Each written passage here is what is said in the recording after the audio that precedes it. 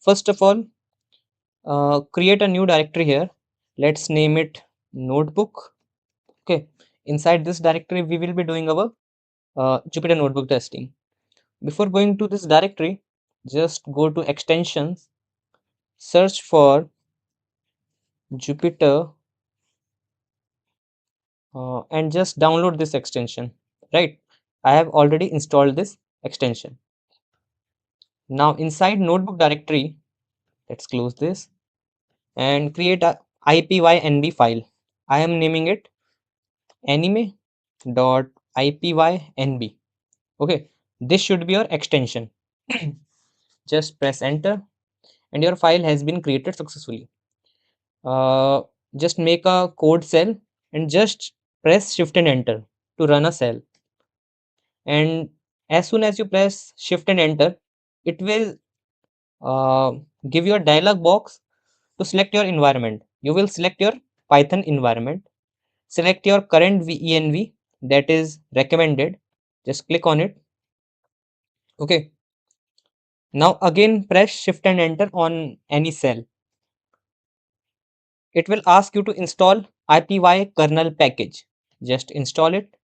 It will take some time, around 2 to 3 minutes if you are installing for the first time, and it can be take up to 5 minutes. Okay, not more than that.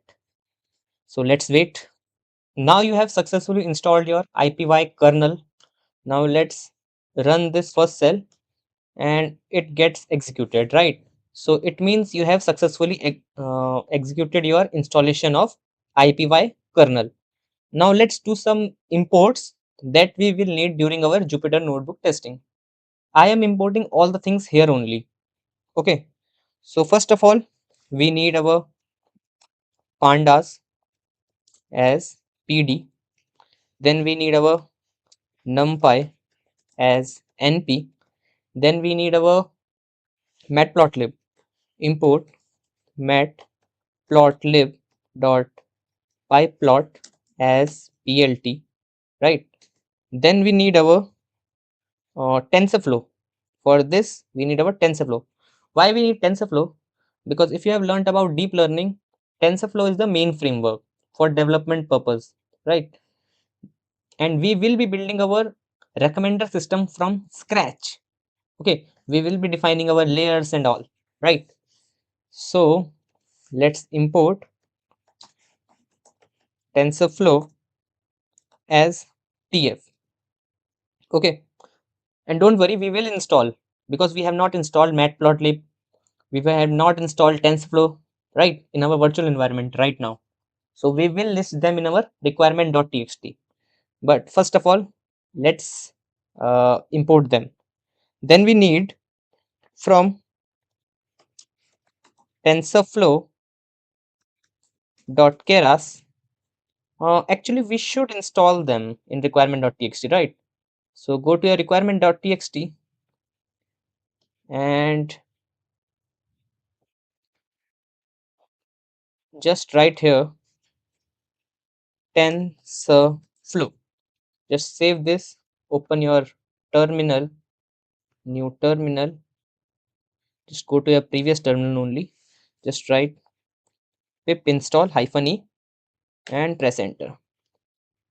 Okay, because we will be needing TensorFlow in our upcoming steps also. But we will be installing matplotlib and other libraries here only in Jupyter Notebook. So for installing matplotlib, you will write !pip install matplotlib, and we need one more library, that is word cloud. Okay, so just press shift and enter. So it will take some time. It is downloading TensorFlow here, it is downloading matplotlib and word cloud here. So let's wait. So as you can see, we have successfully downloaded our TensorFlow, matplotlib and word cloud. So but basically, what is word cloud? So when you are doing with normal graphs, for numerical features you have bar graphs and all. For categorical features you have count plot and all. But what is the case when we have words? Like when you are making a recommender system, there will be words, there will be genre of that anime, there will be story of that anime, there will be word frequencies, how many times a word is being uh, in that storyline or in that syntax, in that sentence. Okay, to get the visualization of the things that are related to text, we need a library, that is word cloud. It is basically a library made for visualization related to our text related data. I hope you don't get confused. Okay, just remove this code from here now. We don't need this anymore. Just close this terminal also so that we get a better view. Okay, now let's start with our imports again. From tensorflow.keras dot first of all we will import layers. Import layers. Okay, from tensorflow.keras import layers. Okay, let's import layers. Then we have from tensorflow.keras.models import model. It is basically used to initialize our model or define our model architecture and all. Okay, then we have optimizers.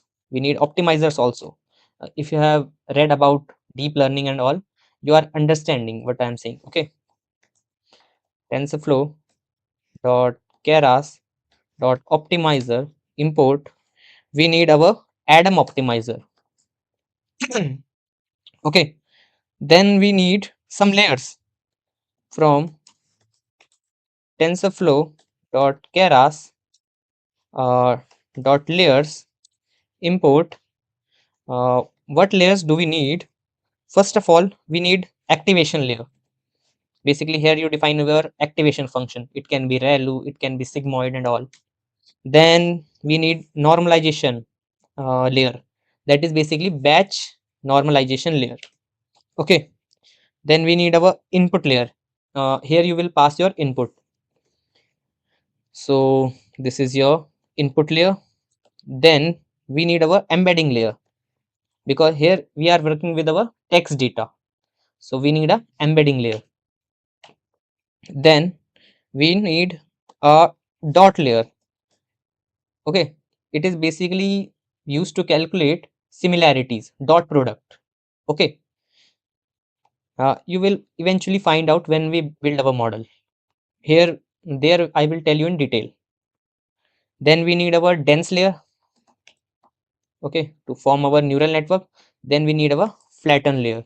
That is basically convert a high dimensional array into a single dimensional array.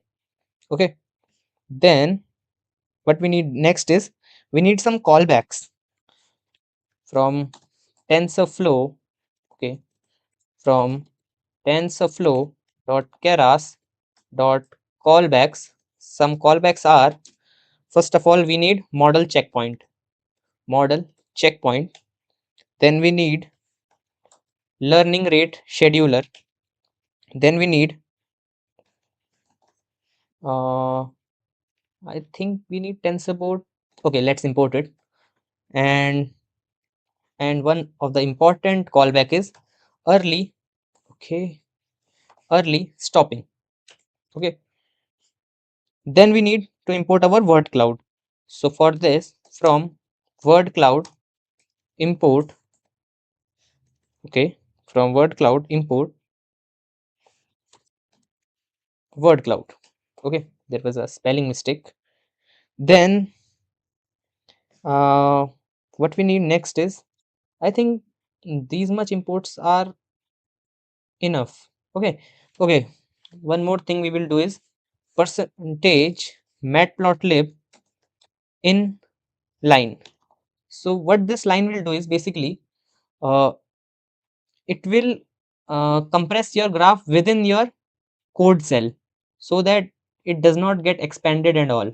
Okay, so that your graph is fitted uh, efficiently within your given space.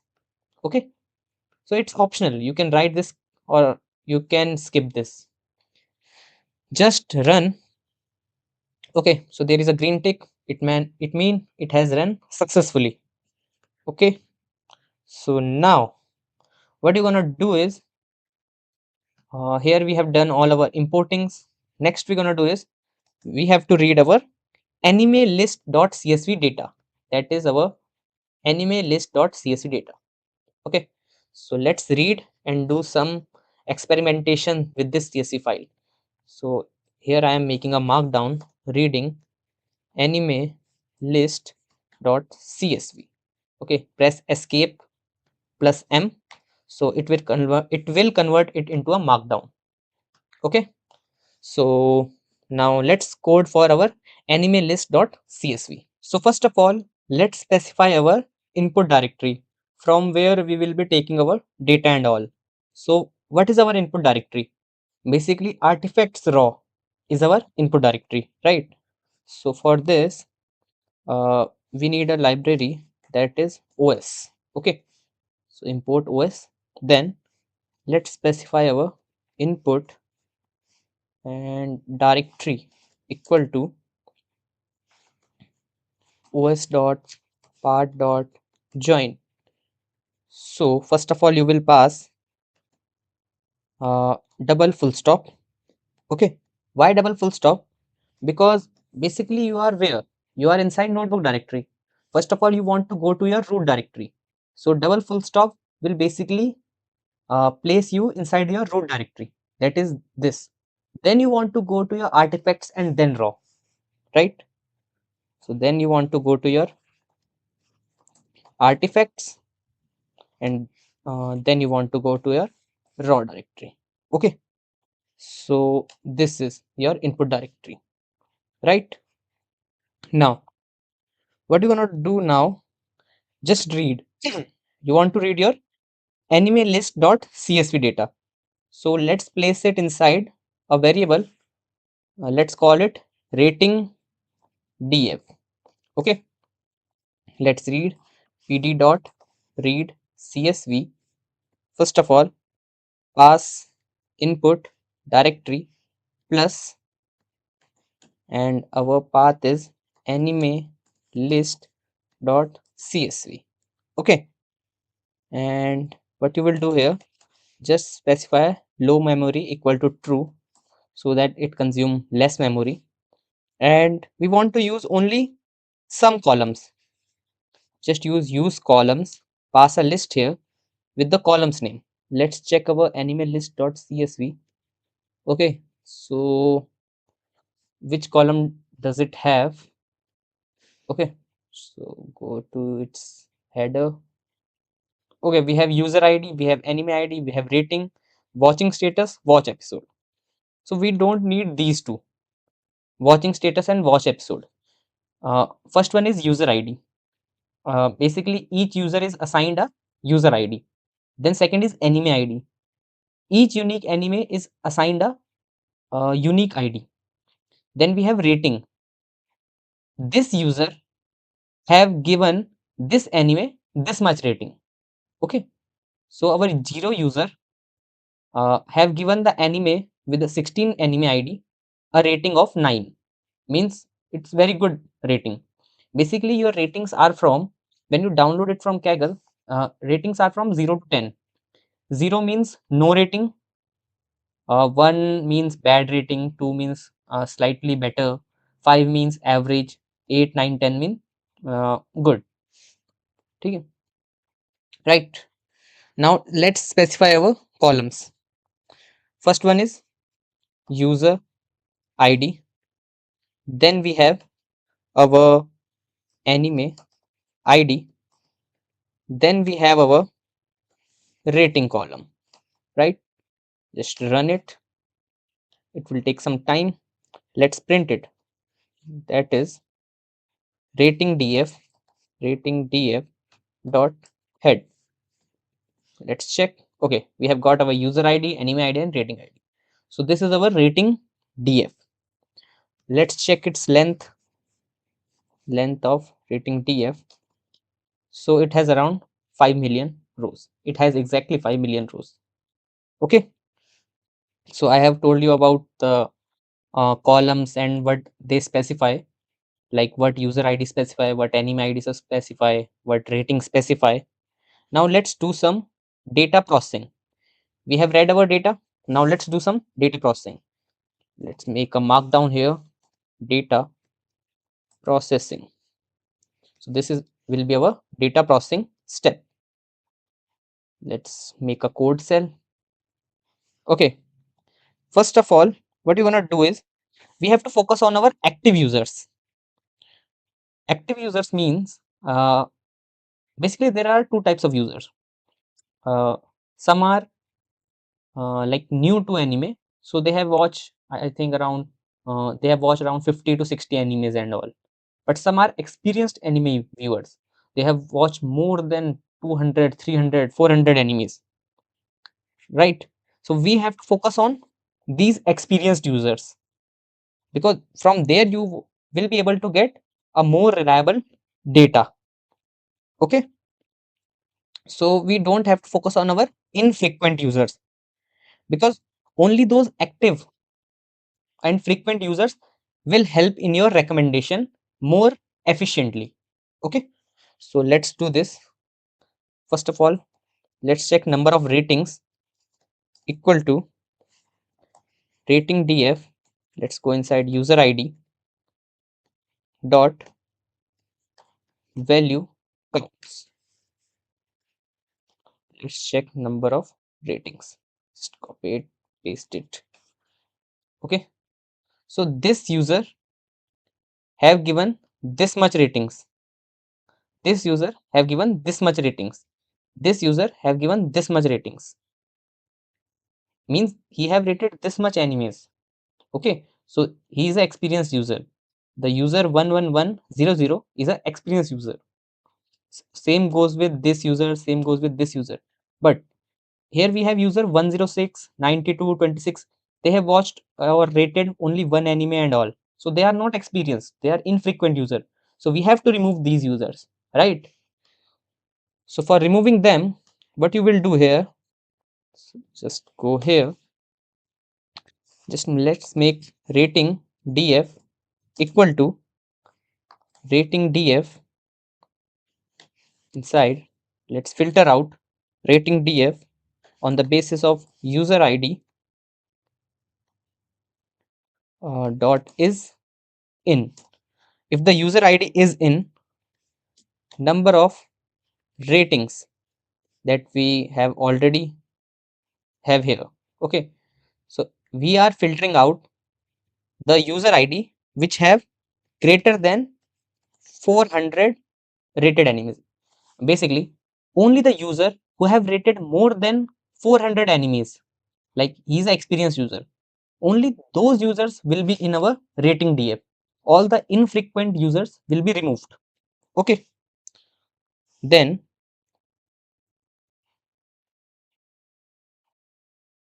and ratings, let's I think I'm rating df user id is in and ratings. Okay, uh that's wrong here. And ratings, inside n ratings I have to make another bracket, n ratings.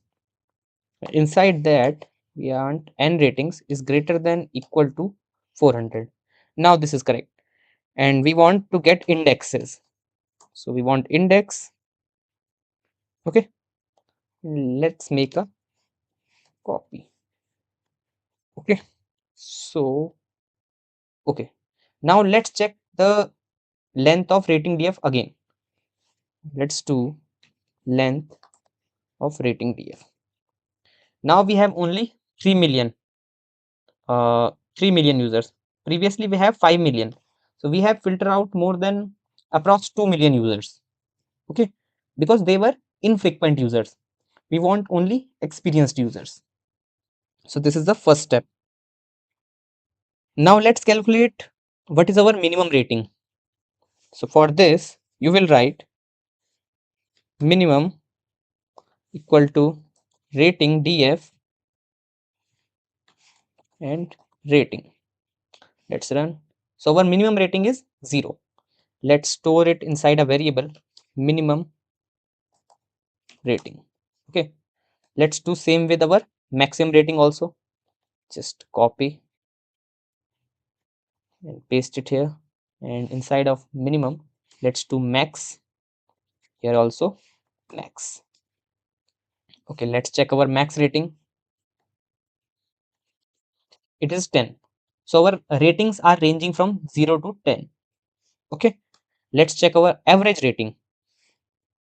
So let's check our average rating. For this, copy this out, paste it, average, and for here we will do np dot mean. Okay, let's run it.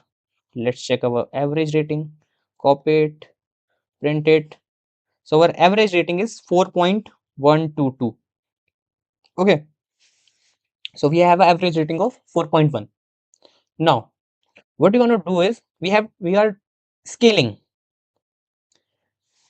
Basically our rating is ranging from where? 0 to 10. We want to make it range from 0 to 1. We are scaling down our features. Okay, you have learned it in feature engineering, feature scaling techniques. So we will be using one feature scaling technique. Okay, so you can call this feature technique word min max scaling, right? For this what you will do is just do rating df, and we will be applying it on our rating column, equal to rating df rating. Let's apply dot apply. In this apply you will apply a lambda function. Just perform a lambda function. Here you will pass x. For every x value you will do what? You will do x minus minimum rating, x minus minimum rating, then divided by, do the division with max rating minus minimum rating.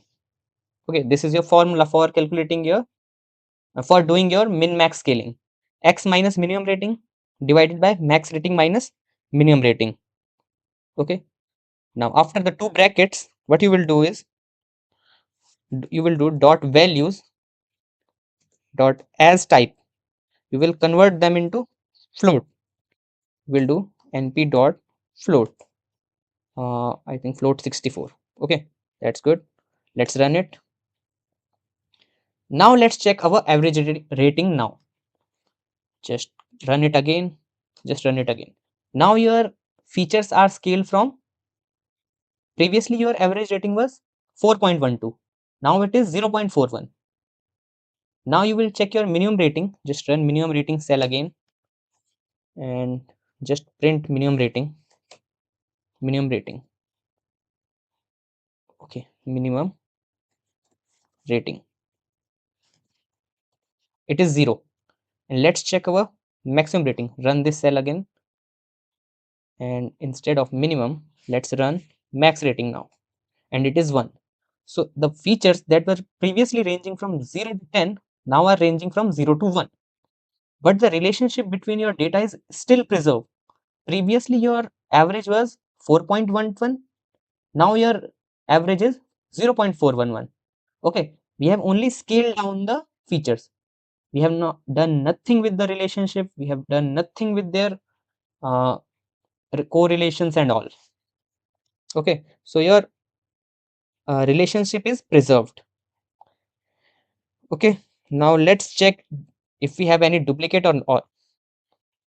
So for checking duplicate you have rating df dot duplicated dot sum. Okay, we have 0 duplicates. Let's check for uh, missing values also. Is null dot sum. Okay, so there are no missing values, there are no duplicates in our rating df. Okay, so what we're gonna do next is this is very crucial step. Why?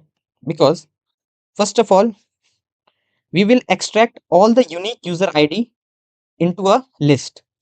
Let's do this. What you will do is rating df, we will perform on user ID. Okay. What you will do, you will list out all the unique user IDs.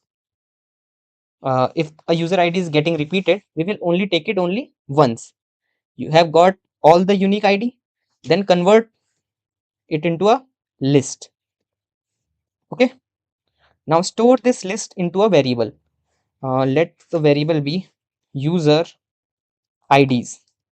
Okay. So user IDs now have all the unique users. Okay. Now what you're gonna do next is we are going to encode those users. What is encoding here? Let me make it clear. Suppose there is a user. Suppose let his user be 10054. This is his user ID. Okay.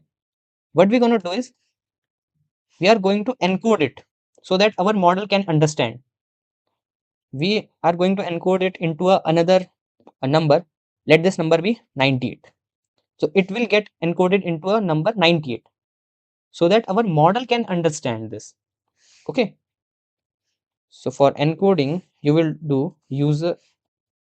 Let's store these in encoding in a variable. Let the variable be user to user encoded. Okay. Now what you will do, just you will do here x I for I, x in enumerate. You will enumerate through all your user IDs. User IDs. Okay. So now all the encoded values, like this was your user ID, it was encoded into 98.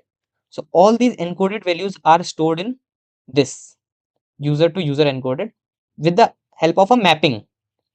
It is done in a mapping. So like in this, values will be like this. Wait, let's run this. Let's print this.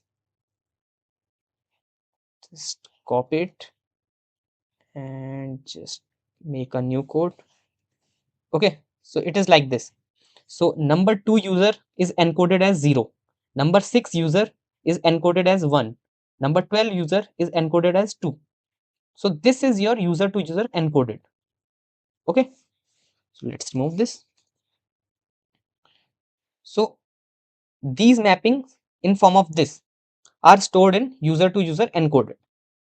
Now what we're going to do next is this 98 is required for training our model. But once we get output, we want this 10054 again, because with the help of this 10054 we will be able to suppose we want to get the synopsis of our anime. We want to get the synopsis of our anime. How you will get? Suppose you want to get any other information. For this, okay, for any other information, you need this one. You need this value. You don't need this, because this one is for machine, for our model, for a machine learning, deep learning model. You can call it anything. So we want the decoded values also. So what you're gonna do here is you want to get the decoded values also. So just copy this, copy, paste it below it, and just write decoded. Here you will have all the decoded values. You have to change one thing.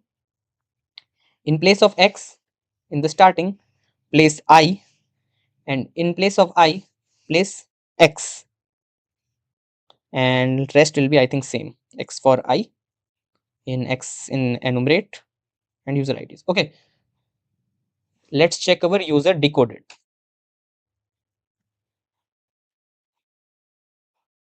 Why it is very important? Because let's check.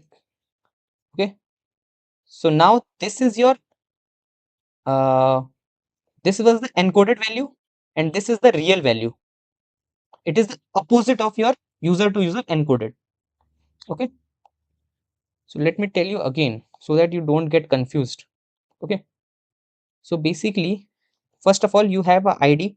Suppose this was ID 11054. This was your user ID. Okay, in the user to user encoded, they will be mapped to a encoded value, which will be required to train our model. Suppose it was given a encoded value of 12. Okay, so this relation is stored in your user to user encoded, right? Now you want to get this 110454 value again. So 12 to 11054, this relation is in your user to user decoded.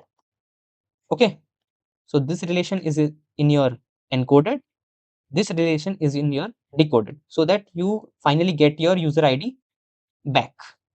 Okay, so this was the whole concept. Now what we want to do next is, let's map let's map. We will do rating df user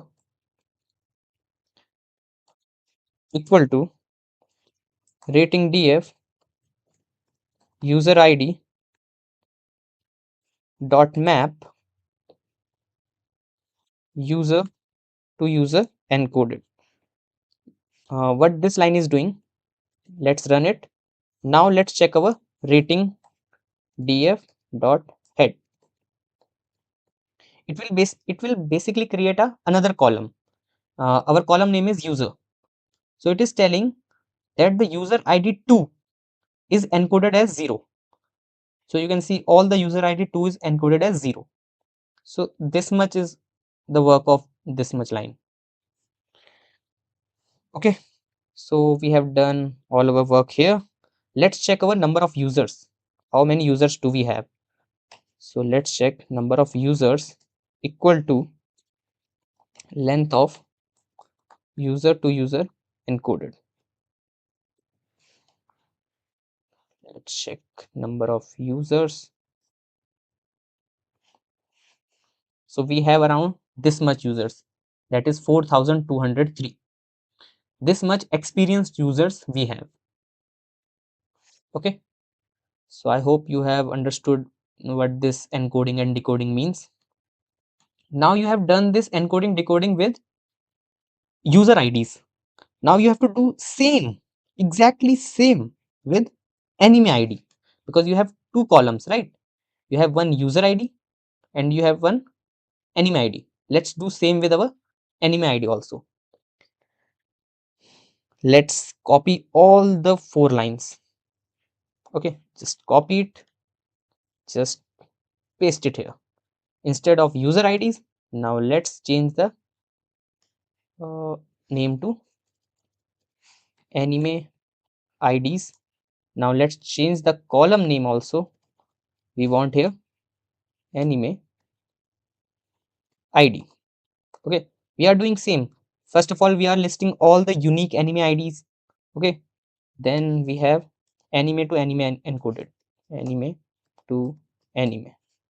Okay, just copy this and paste it here also. Okay, so in user IDs, instead of user IDs, do anime IDs. Here also do the same. So you will get encoded values for anime also, decoded value for anime ID also, and after this you will create one column. Let's call this column anime, and what you will do here is map all the anime IDs, and where you will map with the help of anime to anime encoded. Okay, let's run this. Okay, now let's do the same with this also. Instead of number of user, number of anime and instead of this you will write here anime to anime encoded. Let's check how many animes do we have. So we have around 17,149 animes. So in our data set there are 4,000 approx users and around 17,000 animes, unique animes. Okay, so now we have our user to user encoded, we have our anime to anime encoded, user to user decoded, and anime to anime decoded. So this was the main point of our these whole process. Okay, now what we're gonna do is we want to shuffle our data so that we introduce randomness in our data. Why randomness is important? So that it prevents data leakage, and our model is more random, like it is not trained on a pattern. We want to learn pattern from that random data. Okay, so we need a randomness in our data. So for introducing randomness in our data, what we're going to do is rating df dot sample, let's pass fraction equal to 1. We want to sample our whole data. 1 means 100% data. Okay, let's give a random state of 43 and give it dot reset index, because we don't want previous indexes, we want new indexes now. After shuffling we want new indexes, so drop equal to true. Okay, we're gonna store our all the data inside our rating df only. So rating df equal to rest of our code, just run it. Okay, now we have successfully ran our this code and randomness is now introduced. Now let's split our data into input and output features. So in our input, that will be defined by our variable x. Let's do rating df, and inside rating df makes a list of user and make a list of anime. Okay, make a list of user, make a list of anime that we have created just now. Let me give you, let's print rating df dot head here. Just copy it, paste it, dot head. I want only 2 rows. Okay, so we have this much column. So we made these column now only. After encoding and decoding, we have user and we have one anime. Okay, so our user and anime will be our input columns, right? So you will do dot values. What will be our output column? Output column will be our rating. So rating df rating. Okay, because look, this is the main user id, this is the main anime id. This user has our encoded user id. This anime column has our encoded anime id. Okay, so you are understanding, right? Now let's run. Okay, so our data is splitted. Now let's split them into our training and testing set also. So let's give it a test size. I am giving it a test size of, okay, test size. I want only 1,000 rows for testing. Rest all the data will be used for training. So let's give train indices equal to rating df dot shape 0. Okay, it will extract the size minus test size. All the rows except this much rows will be given to training. Let's run this. So now you have specified your what will be your test size, what will be your train size. All the data except 1,000 rows will be your train size, and those 1,000 rows will be your test size for testing and validation, right? Let's now split them into training and testing set. For this you will write x train, comma, x test, comma, y train, comma, y test equal to, we are not using train test split, right? So just place a round bracket here. What you will do is, from input feature, that is x, from start to train indices, okay, and for x test we want only train indices, and for y you want from start to until train indices, okay, train indices to end, okay, place a semicolon here also, and for y test from train indices until end, okay. So I think this much is only needed. Just place a comma here. Let's check our x train and y train length. X train, so this much is our training data. Let's check length or our x test. This is 1000, so it means our data is splitted successfully. We have 3 million around rows in x train, and we have only 1000 rows in our x test. You can change it with the help of this variable. You can place it 10,000, 5,000 according to you, right? That's not the issue here. And we are also checking whether they are in our numpy format only, because our model accepts only numpy arrays, right? So let's check type x train. So it is in a numpy array, so it means our format is also correct, our splitting is also correct, right? Now what you're gonna do is, you have to create two separate arrays. For what? One is for user features, one is for anime features, okay, and then they will be stored in a list. I think you are not understanding, but let's make a x train array. Its name is array, but it's the list, right? In first block, what you will write, x train from start to end and comma 0, okay, then place a comma here, then again x train from start to end, place 1 here.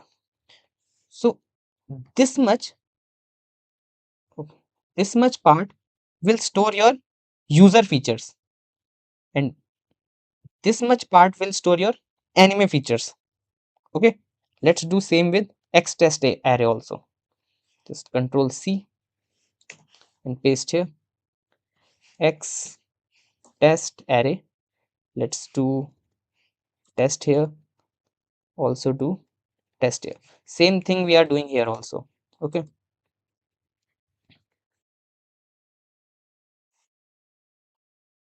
And just run it, and you can also check the type x train array, okay. Let's check the type of x train array 0, okay. So basically there are two arrays. This is one array, this array is for users, and this is second array, this one is for animes, and these both are in a list, and this list name is x train array, okay. We have separated, basically we have separated our user with anime. So now your user is in the first block of this x train array, and your anime is in the second block of this x train array, and same goes with the x test array also, right?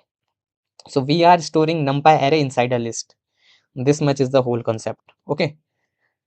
So we have done our all the data processing here, okay. So first of all, what we done here is, uh, first we done scaling and all. We started with scaling, right? Okay, first of all we find all the experienced users that has who has rated more than 400 enemies and all. and then we done the scaling, right? After that, we encoded and decoded the values. We got our encoded mapping as well as decoded mapping. We created two new columns. One is user, one is anime, that have the encoded values. Then we shuffled our data. Then we splitted our data firstly into input output column, then into train and testing sets. And after that, we uh, made a list in which our first part will be for a user, our second part will be for anime. Okay. So basically in a list we have two arrays. So this much we have done. This is the summary of until now.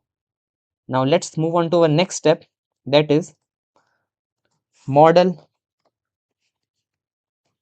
architecture.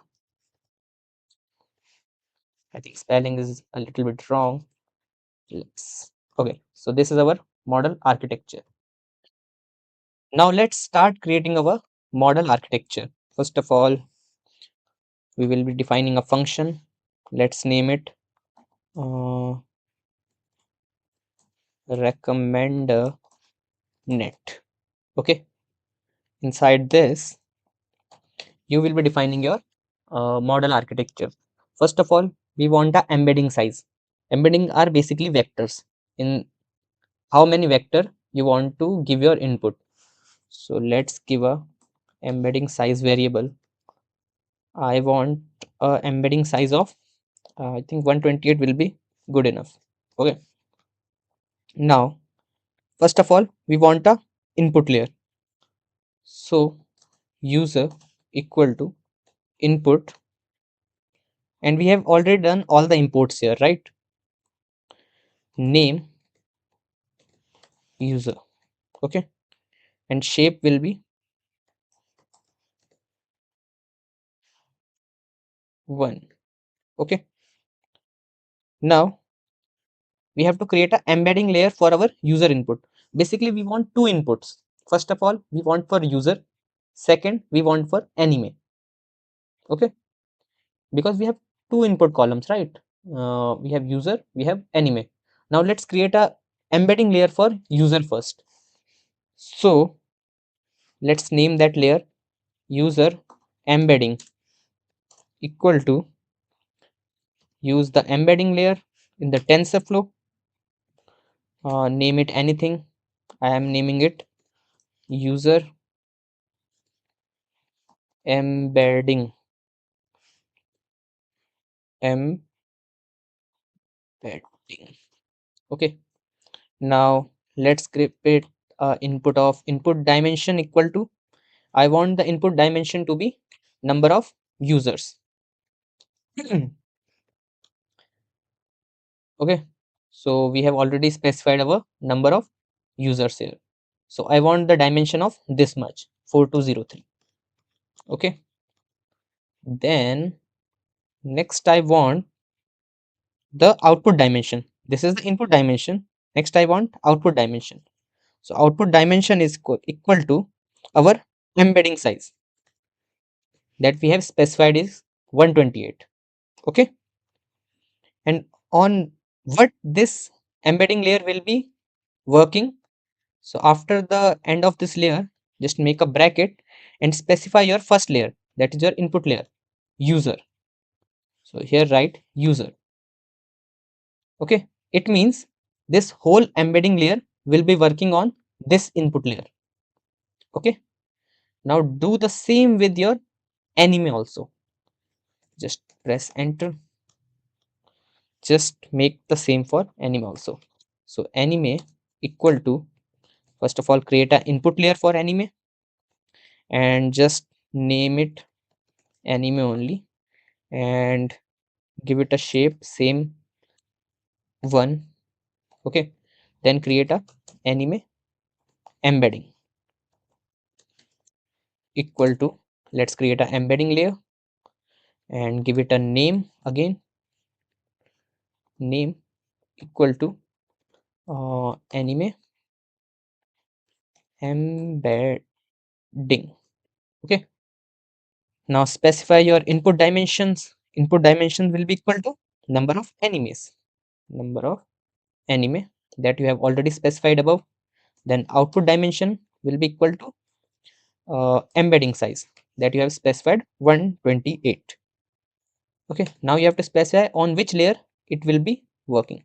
Oh, there is a mistake. It will be working on our anime input layer. So just write anime here. Okay, so this user layer will be working on this user embedding. This anime input layer will be working on this anime embedding, right? So we have created our two input layers, we have created our two embedding layers. Now let's create our dot layer. So come to next line.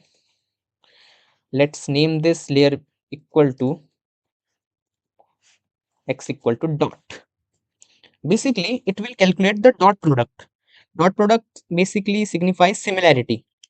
It will find the similarity between user embedding and anime embedding. Okay. So dot, let's give it a name. Let's give it a name of dot product. You can name it anything. And just normalize it. It's not compulsory, it's optional. Normalize equal to true, but for best result, please normalize it. And x is equal to 2 because we want to give it two input. First one is user embedding, second one is anime embedding. After this, uh, you have to pass two things here. First of all, pass user embedding, then pass anime embedding. Okay, so it will give you dot products. This layer will give you dot product, or we can say similarity between user embedding and anime embedding. Now let's flatten our all the output. For this, you will do x equal to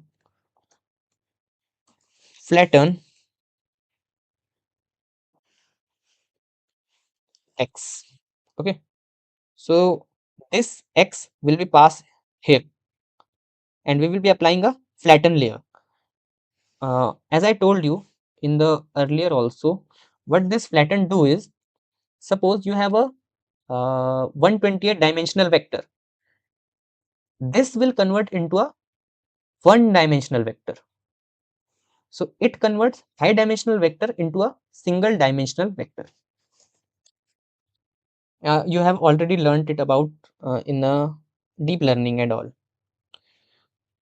Then we want to create one dense layer. So let's create one dense layer, one batch normalization layer, one activation layer. These are all normal layers that are generally created in all the deep learning projects, right?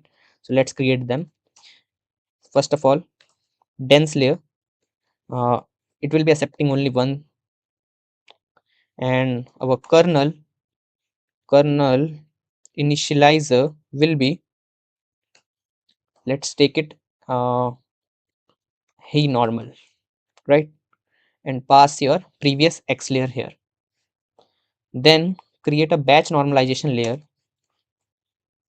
batch normalization, and here you will pass your previous x layer.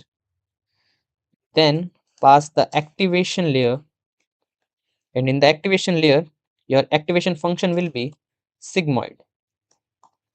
Okay, and pass the previous x layer.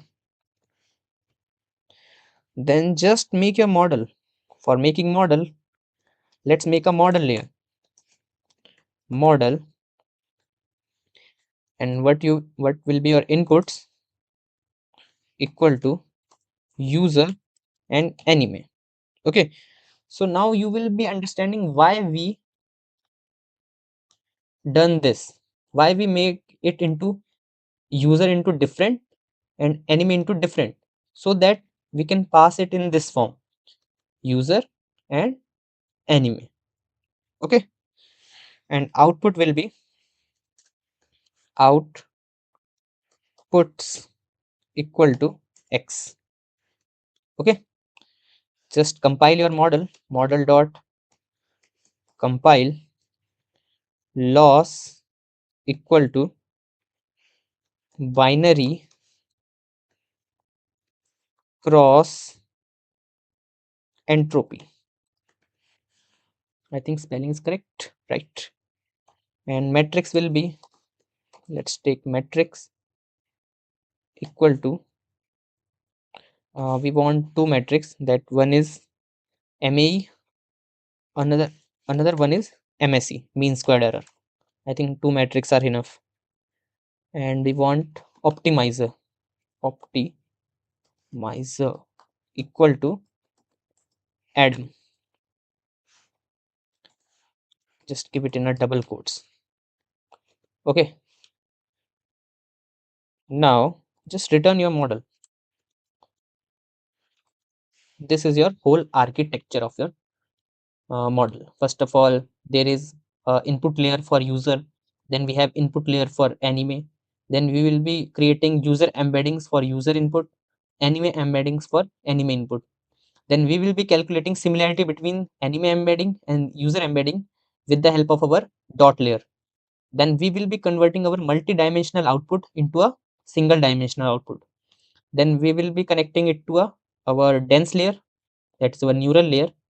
Then we will normalize our outputs. Then we will place an activation layer with sigmoid function. Then we will compile and all. And at last we will return our final model. Just run this. Okay, it successfully ran without any error. Then initialize our model. Let's make model equal to recommender net. Let's check the model summary, whether it is correct model or not. Okay, so we have got our model summary. First one is input layer, then we have anime input layer, user embedding, anime embedding, dot product, flatten layer, dense layer, batch normalization layer, activation layer. Okay, so all the layers are in perfect sequence. We have this much parameters, we have this much trainable parameters, we have this much non-trainable parameters. Okay, now we want to train our model, but before training our model, we will be specifying some callbacks. So what basically are callbacks? Suppose you want to stop your model if it is not getting you a good result. For that, you will be needing a callback named early stopping. So these are callbacks which are needed during the training of our model. So let's specify them. First of all, we will give a start learning rate. So let's give a start learning rate of 0.00001. Okay. Then we are giving a minimum learning rate of 0. Same 0.0001. Okay. Then we are giving a maximum learning rate of 0.00005. Okay. From this it will start. This is our minimum learning rate, and up to this it will go. Here we will be specifying our batch size. Let me shift it above. Batch size. I think batch size will be 10,000. Will be enough. Okay. Then we have epochs. Let's ram up epochs. How many epochs do we want? Let's call it 5. Sustain epochs. Let's call it 0. Exponential decay. Let's call it 0.8. Okay. Now let's create a function. Let's create a function. Our first function will be, let's name it LRFN. It will be working on our epoch. Per epoch, this function will be executed. If epoch is less than ram up epochs, okay, then we will return max learning rate minus start learning rate uh, ram up epochs star epoch plus start learning rate. Okay, then if this condition is true, so this will happen. If this condition is not true, it will check another condition. If epoch is less than rem of epoch plus sustain epochs. Oh, it successfully ran. Oh, sorry, it by mistake ran. Just come to this, return max learning rate. Okay, else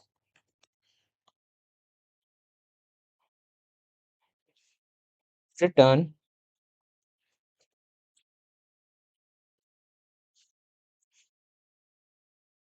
max learning rate minus minimum learning rate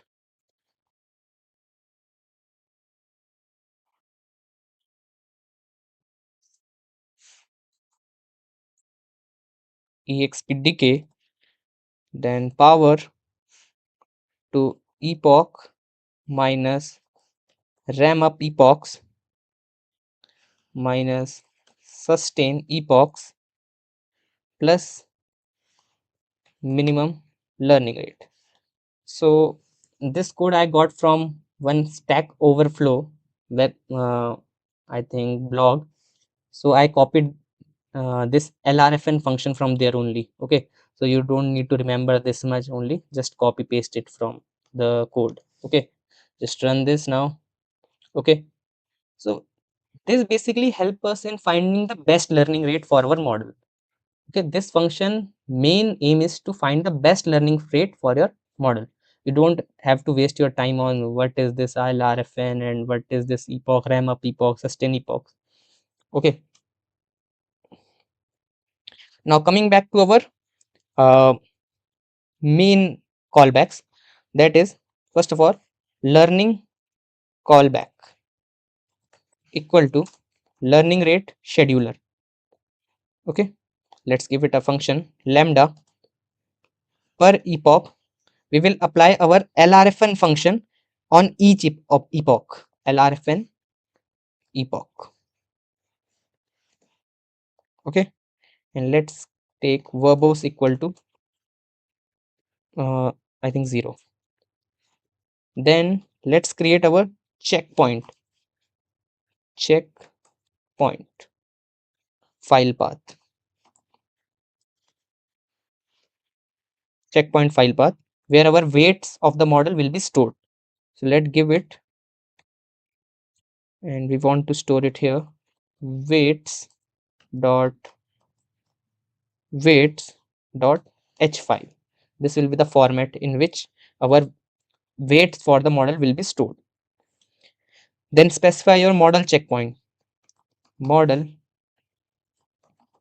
checkpoint equal to model checkpoint file path equal to checkpoint file path. Okay, comma save best only, sorry, save weights only equal to true. We want to save only weights. Then what you want to monitor? We want to monitor validation loss. Okay, next, what will be your mode? Mode will be min. Then your next will be save best only equal to true. Set this also true so that you get the best result only. Okay, you specified your model checkpoint callback also. Then you have to specify your early stopping checkpoint callback. Let's name it early stopping equal to early stopping patience equal to 3. Patience equal to 3 generally means if the model performance does not increase in the 3 epochs, so model will automatically stop.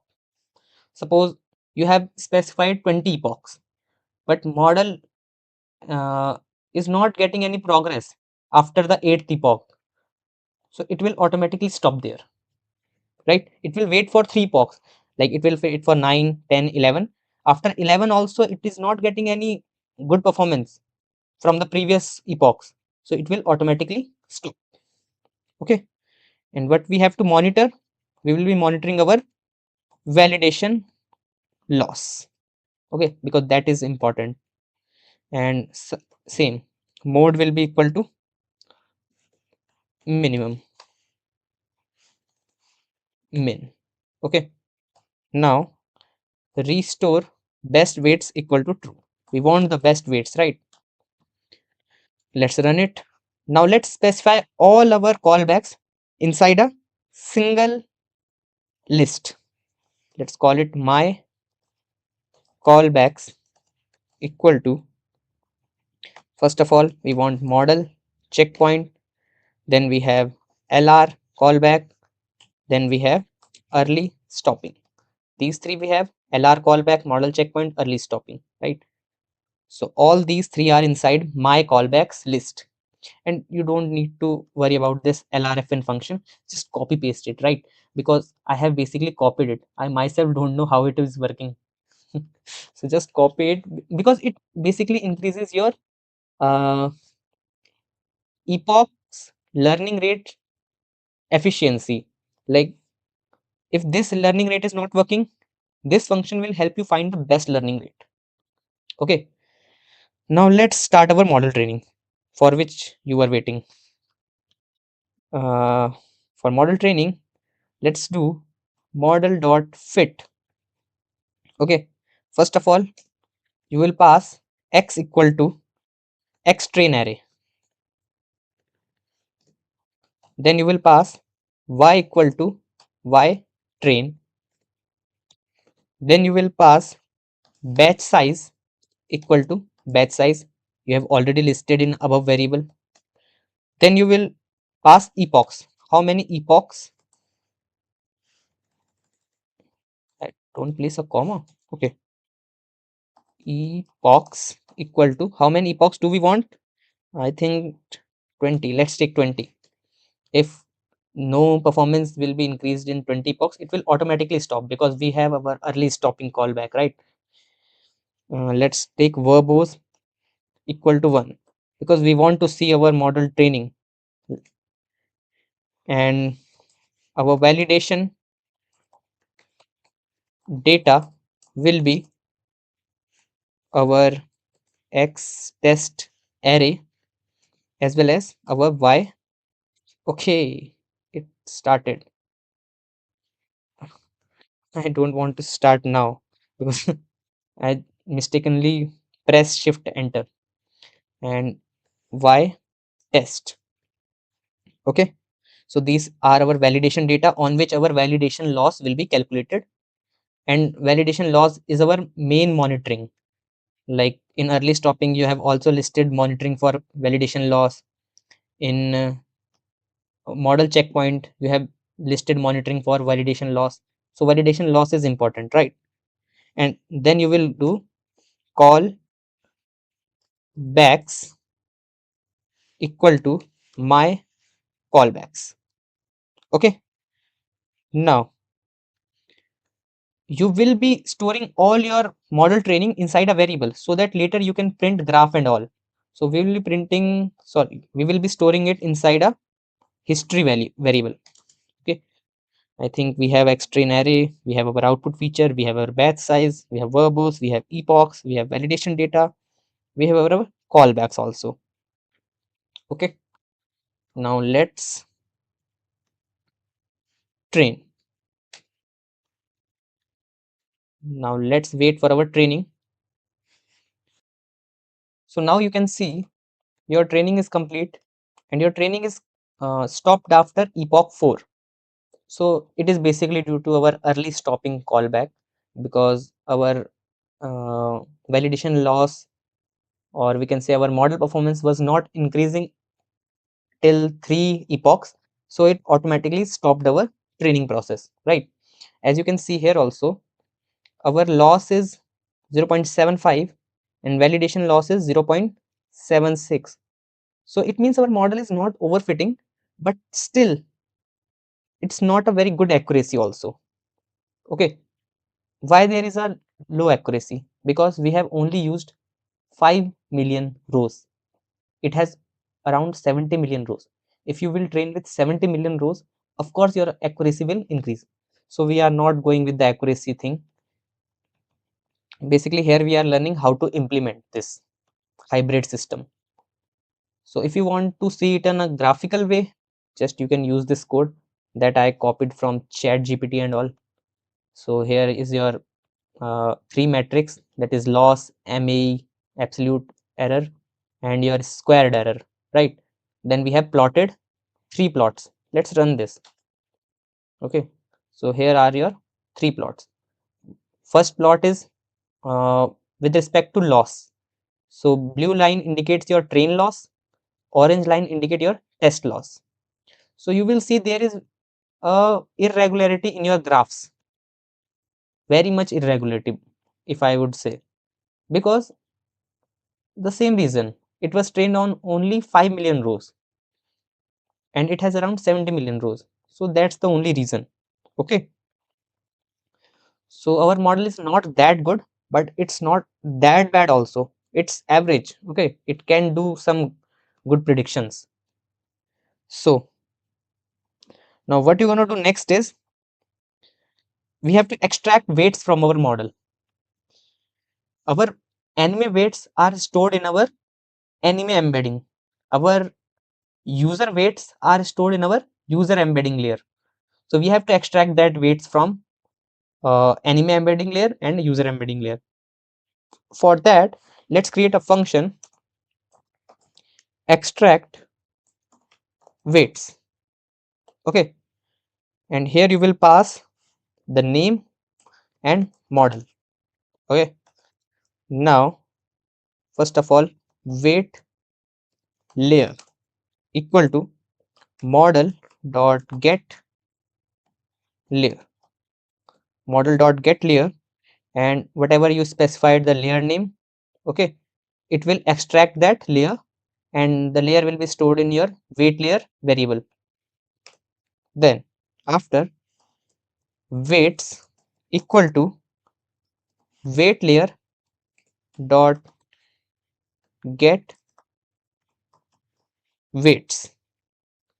Now from the weight layer you want to extract the weights. For this you will use get weights function, and get weights, and weights are generally stored at the 0th index. So you will pass 0th index. Okay, then weights equal to weights np dot line alg dot normalize weights comma axis equal to 1 dot reshape. Okay, reshape will be in, I think, -1 comma 1. Okay, so that we get a one dimensional array. Then return weights. Okay, let me check. Weights equal to previous weights np dot line align and norm weights comma axis equal to 1. Okay, so perfect. Let's run this. Now let's apply it in our anime weights and user weights. So we will pass anime weights equal to extract weights. First of all, you will pass the layer name. Uh, Layer name is anime embedding, right? And our model is model. Okay, it ran. It means our anime weights are successfully extracted. Let's do same with our user weights. Just copy it and paste it.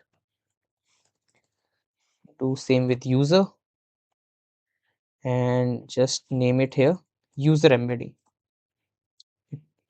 It also runs successfully. It means our anime weights are stored in our this variable and our user weights are stored in this variable. Okay, so we have finally extracted our weights also. Now we are done working with our anime list.csv. Now we have to work with anime.csv and anime with synopsis.csv. Okay, let's check the column what we have in our anime.csv. We have the mal id, that is basically the uh, id of the anime at anime list, my anime list website. Okay, so there is a website called myanimelist.net from where this all the data have been extracted. uh, at that website every anime is given a id, so this mal id is that id. Then we have the name of the anime, that we have the score, whatever the score that has been given rated. Basically when there is a movie or anime, you got a score or rating, so this score is that score only. Okay, then we have genre, like which genre it belong, action, thriller, comedy, sci-fi, psychological. Then we have its english name, then we have its japanese name, then we have its type, episodes, how many episodes are there, on which date it was aired, on which date it was premiered, who are the producers, who are the licensor, who are the studios. Okay, duration of that anime, rating of that anime, popularity, how many members are there. Okay, is it completed or not, and how many user has given it the score of 10, how many user has given it the score of 9 and all. So you have 35 columns, I think we have around 35 columns in this, but we don't need these much columns. Okay, so let's work with this. So let's reading anime.csv, press escape. Okay, dot. Okay, now let's read it. For reading, I will be reading it inside df. Okay, let me create a code cell. This is a markdown, right? Okay, so df equal to pd dot read csv, and it is inside input directory that we specified at first, plus uh, anime.csv. We will use the same low memory equal to true. Okay, then we will use df dot head. Okay, so we will be just printing two lines. Okay, so we have mail id, name, score, and all the things that I just specified. Let's create some code cells. Okay, now you have got your data set inside df. Now what you have here is, in the data when you will check, there are many unknown, then there are many unknown, like here you can see there is unknown, there is very unknown entity specified in throughout the data frame. Unknown basically means null values, right? So we are going to specify unknown with null. We can just replace. So what you will do is df equal to df dot replace, whenever there is a unknown, you will replace it with np dot nan. All the unknown will be replaced by null values. Okay, just run it. Okay, now next we're gonna create a function. What this function will basically do, it will fetch us the name of an anime with the help of a anime id. Mainly you will do is you will pass one anime id. Okay, and it will give you the name of that anime. If you check out anime.csv, here you have two columns that specifies name. We have one name column, you have one English name column. So we will check if there is a English name, we will fetch the English name. If there is no English name, suppose if a anime name in the English section it is unknown or null value, so we will fetch this name. Okay, we will try to fetch English name first, but if there is no English name available for that anime, we will fetch the name from the name column only. Okay, so let's create def get anime name. We will pass the anime id here. Okay, let's do it inside a try except block. Try and name equal to def dot anime id equal to anime id dot english version dot values. See, if the english version name is there, fetch from the english version. Okay, but if name is np.nan, because we have replaced unknown with nan. Suppose in suppose instead of cowboy bebop, here there is unknown. Now we want to fetch this name from here, this column, name column. Okay, so if the name is np.nan, if you were unable to fetch from here, then what you will do is name equal to df dot anime id equal to anime id dot from name column dot values and the field.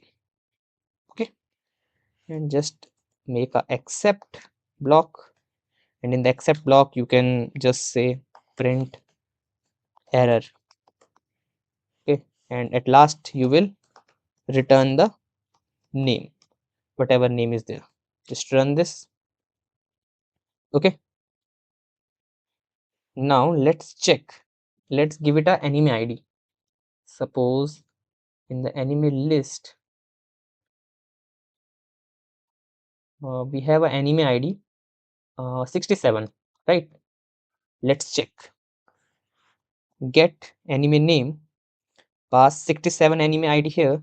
Since it is returning, let's store it inside anime. Let's name the variable 78, something like this. Just run it. Okay, can't access local variable name where it is associated with a value. Okay, why it is not returning anything, you will get to know soon.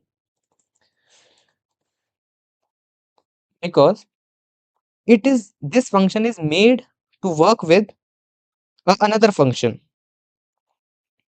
This function is made to work with another function. Why it is not working currently? Why? Because what is your df is here. Are you finding any anime id section? Are you finding any anime id column? No, because here we have a mail id, but no anime id column is there. So how it will work? How you will match anime id? So that's why it's not working. So for this to work, what you will do is just convert this mail id into an anime id, because both are same. So let's create another column here, anime id, that is equal to df mail id, because mail id and anime id are same only. Okay, then def english version equal to df english name. We are creating our own columns, because here we passed english version, but is there any english version column? We have english name column, but there is no column with english version name. So we are creating our own columns. First of all, we created anime id, that is the copy of our mail id column. Then we created english version column, that is the copy of our english name column. English name, right? Okay, then we want to apply a function here. So English version, okay, we want to specify it on English version only, is equal to df dot anime id dot apply. Which function we gonna apply? Lambda. We are gonna apply this get anime name. Get anime name x. Okay. What this gonna do is, let's run this. It will take some time. After this, we will print our df dot head. Then you will get to know what we were doing here. Okay. Df dot uh, head. Let's print one. Okay. We got mail id name. Now go to back. You will find two new column. Anime id English version. Anime id is the copy of mail id 1, and anime id you will also find 1. In English version you find cowboy bebop, that is here also in English name and in name also. So we have applied our get anime name function. What this get anime name function is doing, let's make it run here also. Get anime name, I think it was 67. So we will pass anime name here and it will give you, sorry, you will pass anime id here, it will give you anime name. Okay, just pass any other, suppose in the anime list.csv, let's check out some other anime codes. 6702, you want to find the name of this anime, 6702. So the anime name is Fairy Tail, quite famous anime. Okay, so this is how our get anime name function is working. Now we want to sort our data frame uh, in accordance with the score. Okay, so the anime with highest score is placed above in the data frame. So what you will do is df dot sort values by score column, right?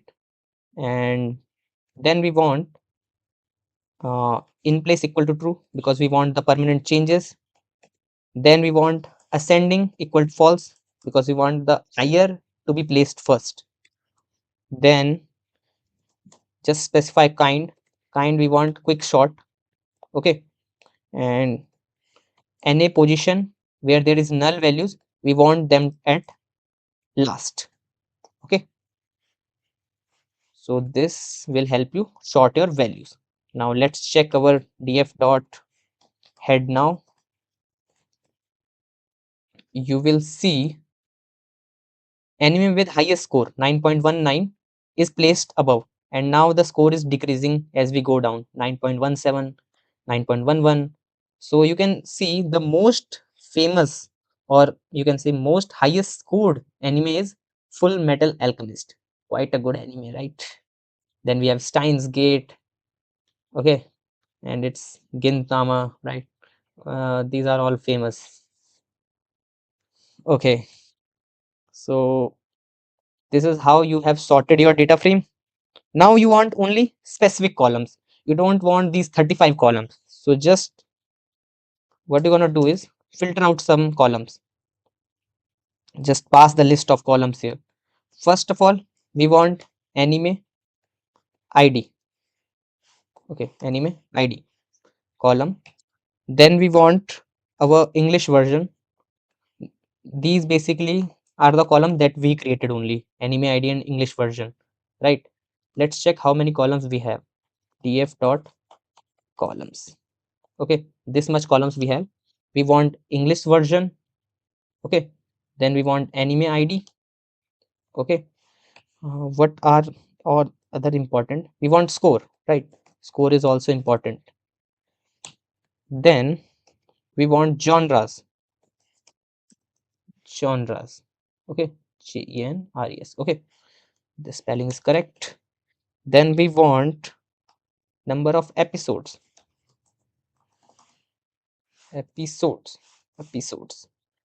This might help Then we want the type of anime. This also might help us. Then let's check what are the other uh, members. I think this might help, or maybe not. Members, and one is premiered also. Just copy it. Copy.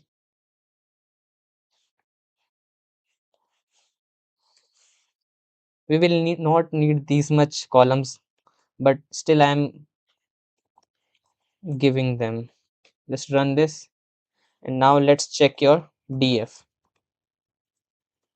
Okay, now you have only this much columns: anime ID, English version, score, genre, episodes, type, premiered, and members. Okay, this much. So this is your anime.csv. Previously it was like this. Now you have made it like this.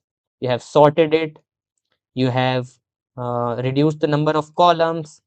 Okay, and you have applied some functions also in it. Now what we're gonna do next is we will create another function. Okay, what this function will do is you will pass anything. You can pass either the anime ID, and you can pass either the name of the anime. You can pass anything. What it will do is it will return the result of it. Let me give you a practical example. Just name it anything. Suppose get anime frame. Okay, you will pass anime. It can be anything. It can be ID or it can be uh, name of the anime. And here you will pass the data frame in which you want to get that name or anything. In our case, it is DF only. If is instance anime int. If the user have passed a integer, if the user have passed integer here, then this block will get executed. This if block will get executed. It will return ef df dot anime id equal to anime. Okay, then it will search according to the anime id, but just copy it.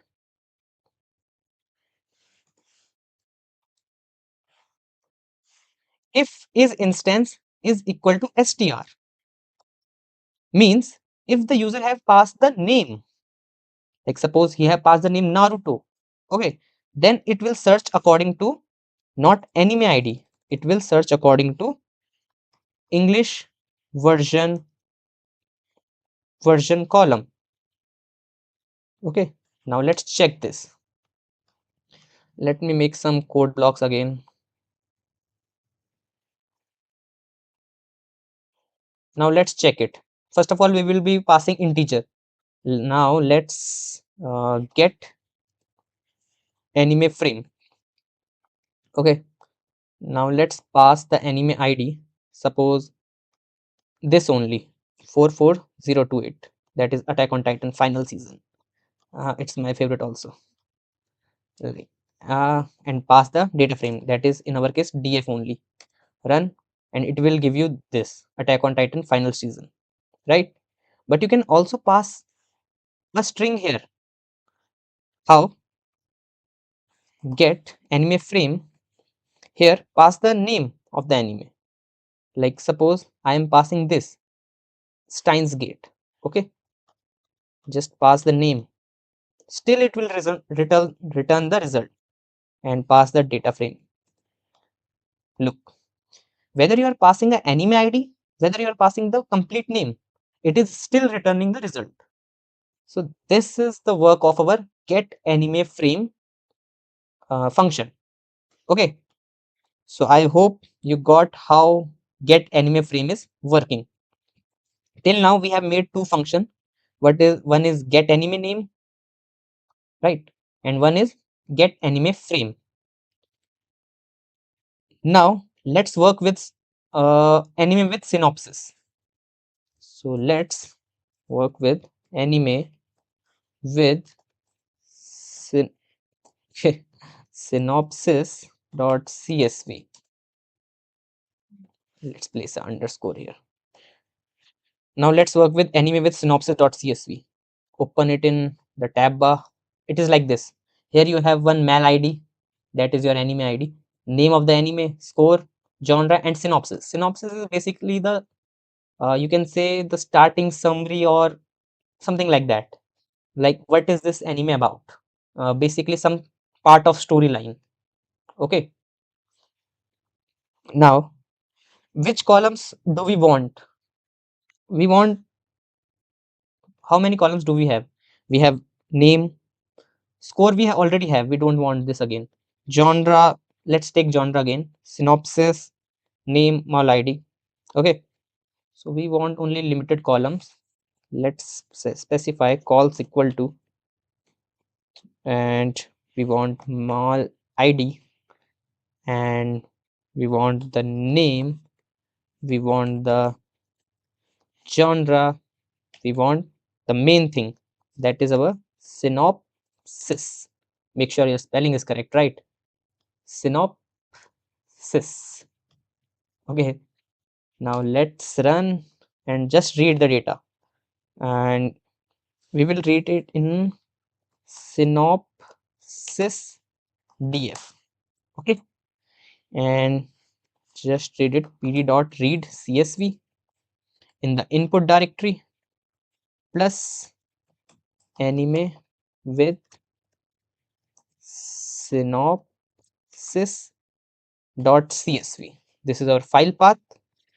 Then use the use calls method and specify your columns.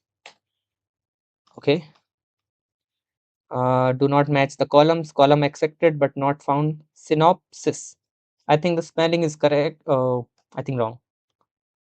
Let's copy spelling from here. Copy and just place it here. Yeah, spelling was wrong. Let's run this. Okay, it ran successfully. Let's check dot head. Just print one row. Okay, mall ID, name, genre, and synopsis. Okay, let me print some more code cells. Now what we're gonna do next is we want to get the synopsis also. We want to get the synopsis of an anime uh, whenever a user passes an anime ID. Okay, or whether the user passes a string, it will return us the synopsis of that particular anime. For that, let's create a function get synopsis. Okay, and first of all, you will pass uh, anime ID or anime name, anything. You will pass the data frame on which you want to search, right? If is instance anime is integer, it means the user have passed the anime ID. Basically, when you have given a numerical input, it is basically anime ID, right? So what it will do is return synopsis df inside synopsis df dot mail id is equal to anime. Okay, and just do the same, copy it and just paste it, but here instead of integer you will place str, and instead of mall id you will place here name. Okay, I think, okay, you forgot to place the index. It is at 0th index. It is also at 0th index. Uh, okay, I think I forgot. I'm forgetting something, right?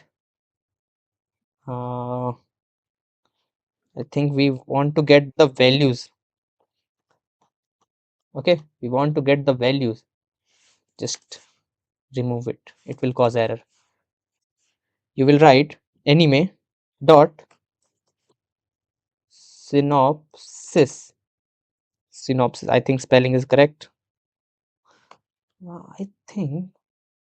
Synopsis. Uh, the data frame spelling is wrong. My spelling is correct only. You have to pass the data frame, but synopsis. Synopsis, I think, which is the correct spelling? I don't know. Okay, enough chit chatting. Dot values, and here you will get the 0th frame. Just copy it. Do the same for here also. Just run it. Let's check whether it is performing good or not. Get synopsis. Let's pass the same Attack on Titan. Okay, copy it and 40028. Let's run. Okay, so this is the synopsis of Attack on Titan. I can confirm it. Right, and let's do the same with Steins Gates also, and just paste it and change the function to get synopsis. Just run it. Okay, the self-proclaimed mad scientist. Okay, I can confirm this is Steins Gate also. This is the synopsis of Steins Gate. Okay, so our synopsis function is also working perfectly fine. So we have made the get anime frame, we have made the get synopsis function also. Now, moving forward, let's make our first recommendation system. That is our content based recommendation system. Okay, so let's start building our item based recommendation system, or we can say content based recommendation system. So let's make a heading content, or you can say item based recommendation. Press escape M. Let's start writing the code now. Okay, so first of all, I am setting the column width maximum. PD dot set option, so our whole synopsis get displayed, because synopsis is generally getting cut out. Like in this case, you can see only half synopsis is getting shown. So we want the full synopsis to get shown. So you will write PD dot set option max column width, and just place a comma and none. Okay, just run it, and now you will, if you want to run it, will run, and you will see whole synopsis is getting displayed, right? Okay, so this was our PD dot set option. Now let's start making our item based recommendation system. uh, we will be making this whole content based recommendation system with the help of a function. Let's make the function and just name the function find similar items. Okay, and enemies. Okay, because we are making for anime, so I should name it enemies. Now what you gonna pass into this? First of all, you will pass the name on which anime you want recommendation. Suppose you want the anime recommendation for Naruto, like similar animes to Naruto. Okay, so you here you will pass the name. Then you will pass the anime weights. Okay, here you will pass anime weights, the weight you extracted from your model, right?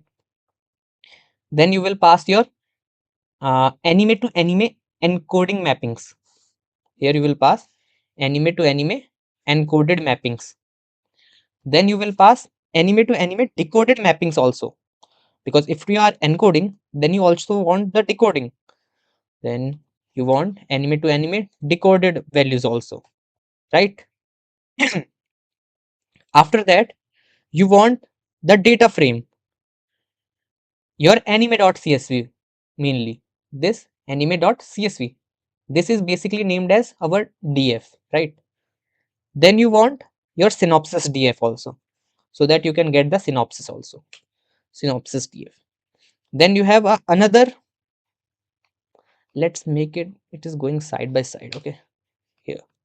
Then you want another parameter, that is n. How many recommendation you want? Let's specify it equal to 10. You can change it according to yourself. We want 10 recommendations. Suppose if I have given the name Naruto, I want 10 animes similar to Naruto. Okay. Then return dist equal to false. I am setting it to false. And I want negative equal to false. What is this negative equal to false? If you set it to true, it will find the most dissimilar animes. It will find most dissimilar anime, which will be the opposite of our content based recommendation. So if you want the dissimilar animes, you can set it to true. But if you will set to false, it will find the most similar animes. Right? Now let's get inside our function. Now let's start writing our function after the parameters.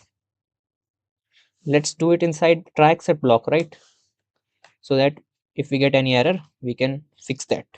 First of all, we want to get the index of our given anime. So let's for that we will use get anime frame name and df. These are the two required parameters. Okay, these are the required two parameters by get anime frame. It want name as well as df. Okay, then after that we want anime id. We want to extract that anime id dot values 0. Okay, what this is basically doing, suppose if I just control C, paste it here and just place the name, I'm giving it 67. Okay, let me pass it with the something 40028 Steins Gate. Okay,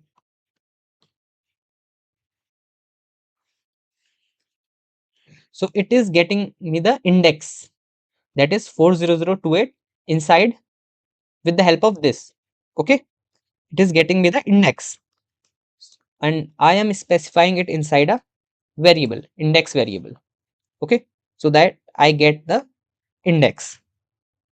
Right, now what I have to do next is, oh, wait a minute. Okay, let's remove this first.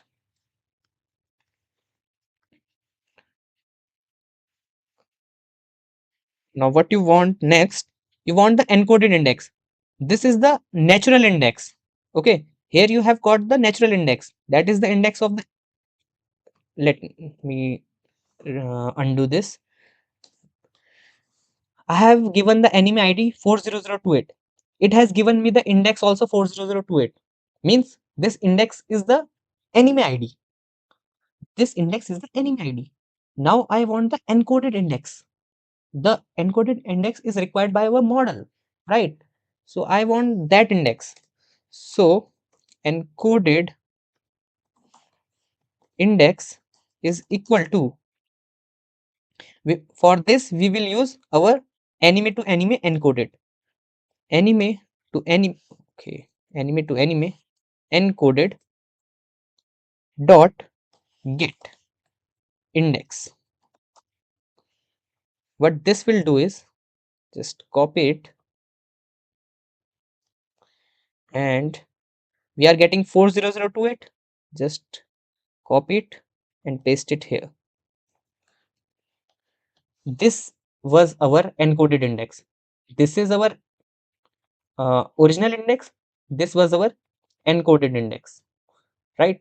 So this is basically giving our encoded index and it is storing it in this, right? Now we want to initialize our weights. So our weights equal to anime weights. Okay, we have already specified our anime weights here, and we are just initializing our anime weights inside this new variable, that is weights. Okay, Now what you're going to do is dists equal to np dot. I told you this dot is used to find the similarity dot product, right? You will find weights comma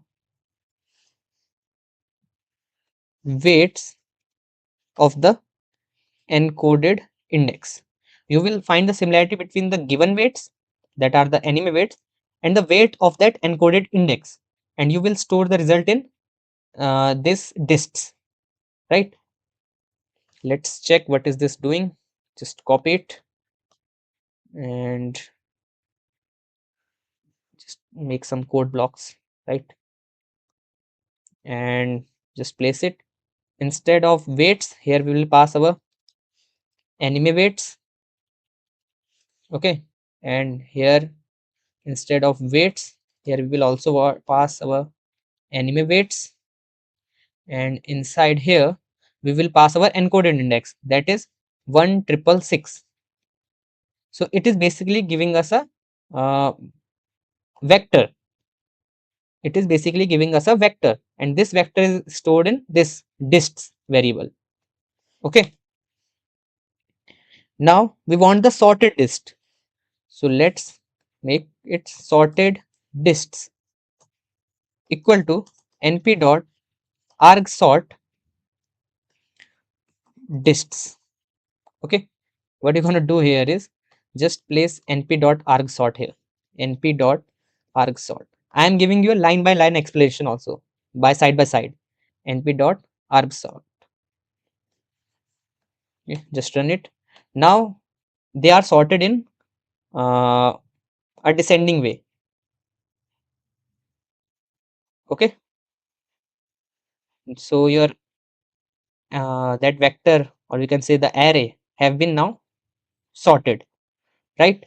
It not in a descending way, it have been sorted in a using argsort, right? Now what you're going to do next is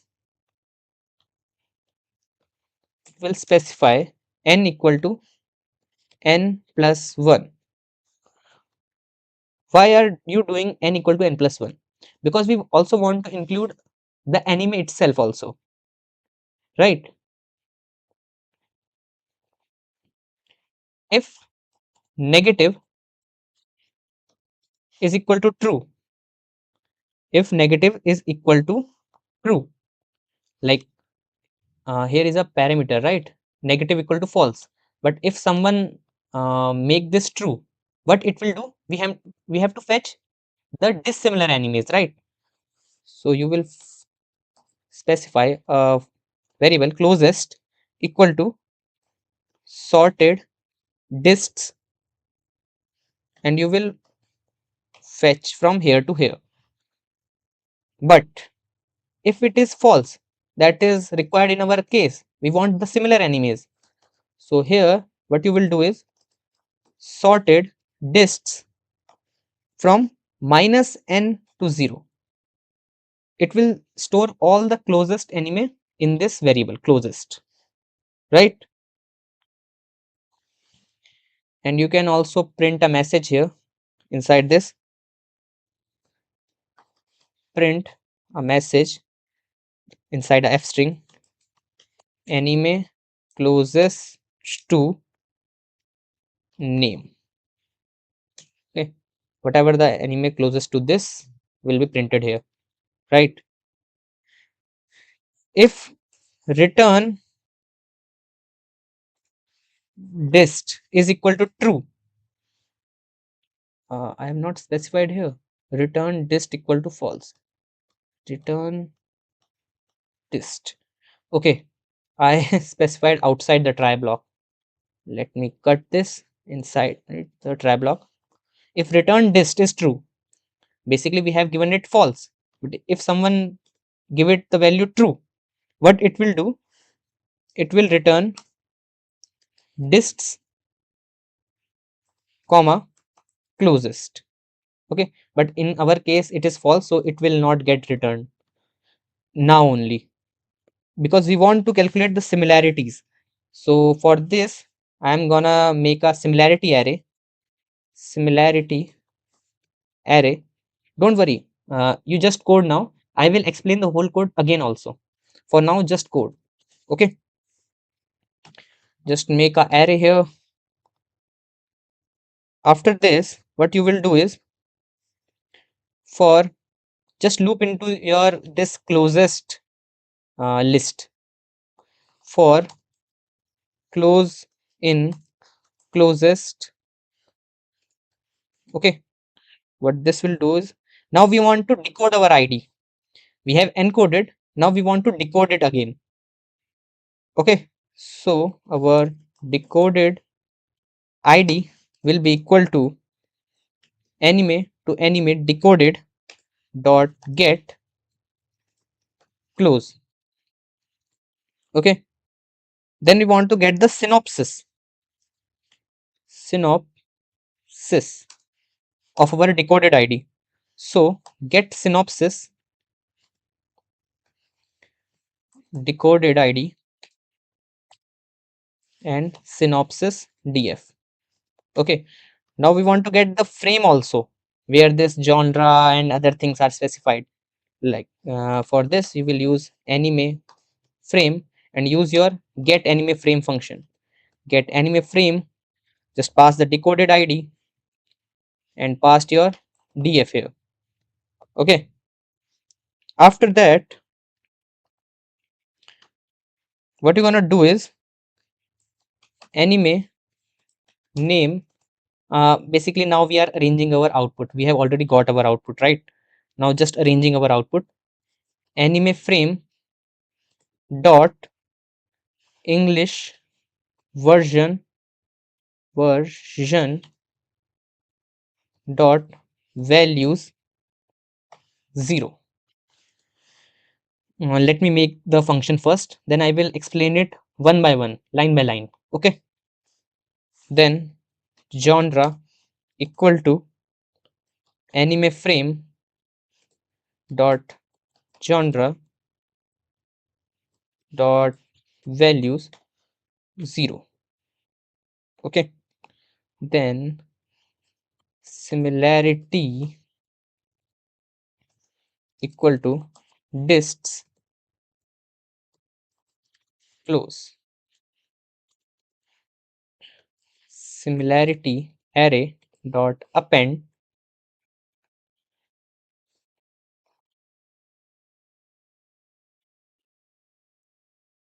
anime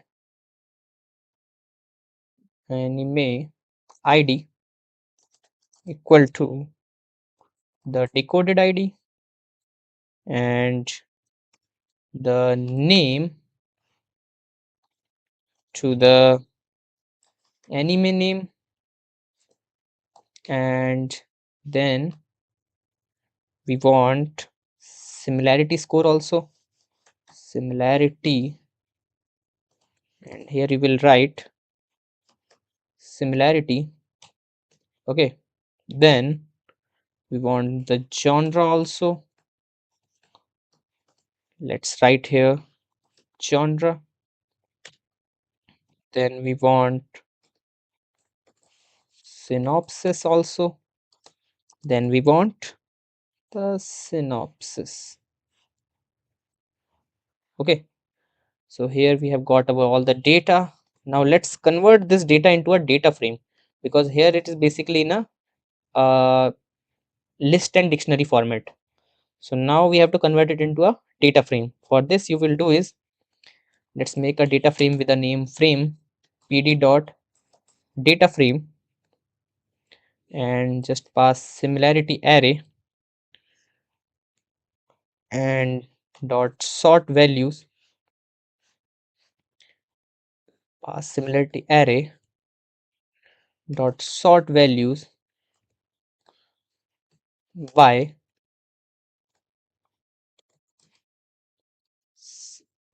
similarity. Okay, I think spelling is correct. And just specify ascending equal to false, because we want a descending order. Now let's return this data frame.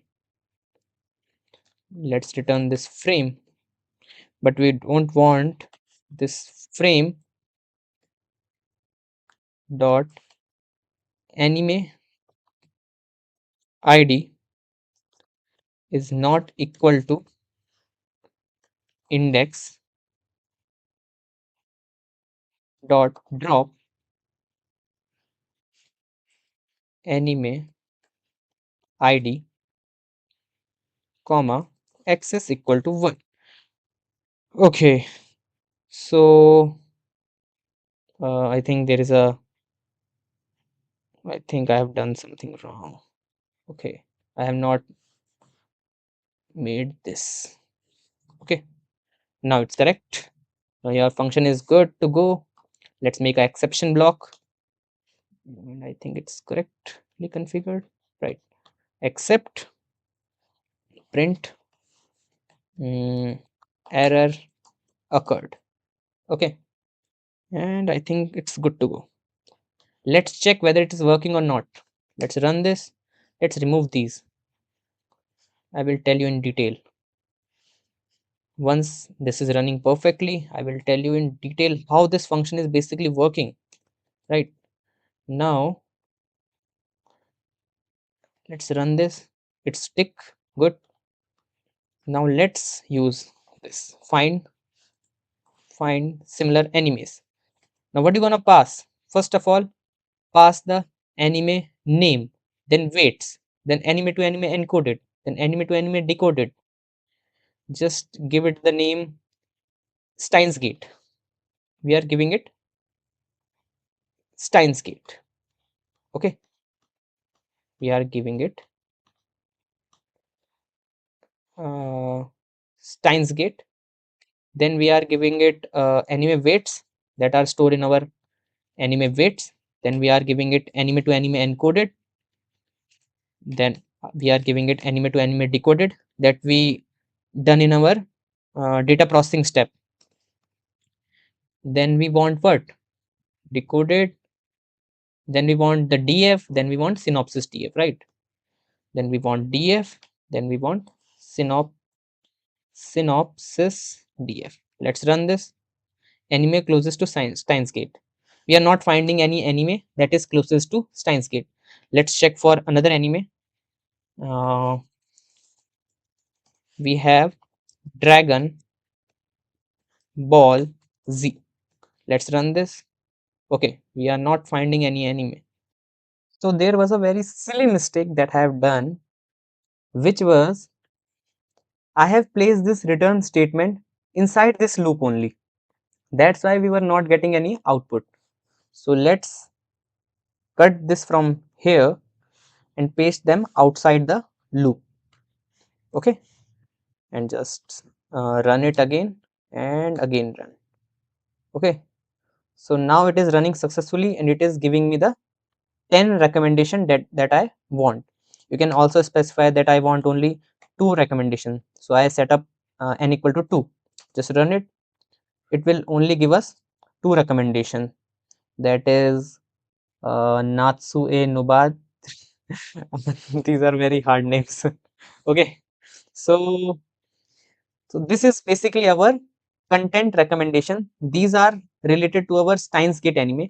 Although these are not that much similar because we have got the similarity score of our 0.33. Okay. Greater the similarity score, greater the similarity is between the both animes. But it is less than half, 0.33, because we have trained on very less data. Okay. We have trained on only 5 million rows, but we had 70 million. So that's the issue, right? Now let me explain you the full code, because I think I was writing the code but I was not correctly explaining. So let's now get into the explanation of this find similar animes function. So first of all, it will take this much input. You have to pass the name of the anime for which you are searching for the recommendations. Then you have to pass the anime weights, which I have already extracted. Then you have to pass the encodings. Then you have to pass the decodings. Then you have to pass the df, which is our anime.csv. Then you have to pass the synopsis df. Okay. Then these are basically uh, n equal to 10, how many recommendations do you want? Okay, then this is return dist. Basically we will get a uh, uh, what you can say, similarity scores. So you want to return those similarity scores or not? Okay, so by default we are setting it false. Then we have negative equal to false. If you set it to true, I have already told you it will show you dissimilar enemies, but we want similar. So we are setting it false, right? Then inside try block, first of all, we will get the index. Then we will get the encoded index that I have already shown, right? Then we will get the enemy weights. Okay. Now from here, first of all, you have got the enemy weights and you have assigned your enemy weights inside this weights variable, right? Now, in this dists variable, what you will calculate the weights of all the enemies with respect to the weight of our encoded anime that you have got in the input. Suppose user have input Naruto. So here you will take the weight of Naruto and compare it with the weight of all other animes, right? Once you have compared, then you have to do sorting. You will sort using np.argsort. It will sort from least similar to most similar. It will basically sort in ascending order, least similar to most similar, right? Then we are doing n equal to n plus 1. Why we are doing n equal to n plus 1? Because we want the target anime itself to be included in the results. Okay, we want the target anime. If a person is uh, entering Naruto, then Naruto should also be in the list of comparison, right? That's why we are doing n equal to n plus 1. If negative equal to true, if the person has set it to true instead of false, then what it will give? It will give us the least similar animes, and the least similar animes indices will be stored in this closest. Otherwise, we will get the most similar animes, and those all will be stored in this closest, right? If user sets return dist equal to true, we can return these dists, but we have set it to false, so we are not returning this dist and closest, right? Then we are giving a empty array, that is our similarity array. So we are giving a empty list. It's not array, it's list. Okay. Then we will loop in our closest. Okay. Here we have got all the indices of our similar anime in closest. Now we will loop one by one. First of all, first we gonna loop. We gonna get the decoded ID. In this we have uh, encoded value. Now we have to decode that value depending on our mapping. So for this we will use anime to anime decoded. Now our closest, suppose our closest list look like this: uh, 54, 68, 97, right? Now 54 will be decoded. Suppose 54 represents to a anime ID of 11408. Now 54 will be converted to 11408, like this. Okay. Now we have got the anime ID that is inside decoded ID. With the help of this decoded ID, we will get the synopsis of that anime. We will get the anime frame of that anime. Now we will just print these much details only. We don't want all the things, because when you do get anime frame, okay, when you do this get anime frame, you get this much value: anime ID, English version, score, genre, episode type, premiere, members. We don't want these much things. What we want is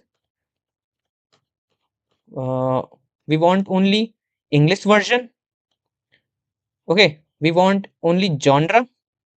Okay, and all our similarity score will be inside this. This basically help us calculate the similarity score. Because in close, because this 98, I think I removed that list, right? Because that list shows our similarity score. So we will store our similarity score inside this variable similarity.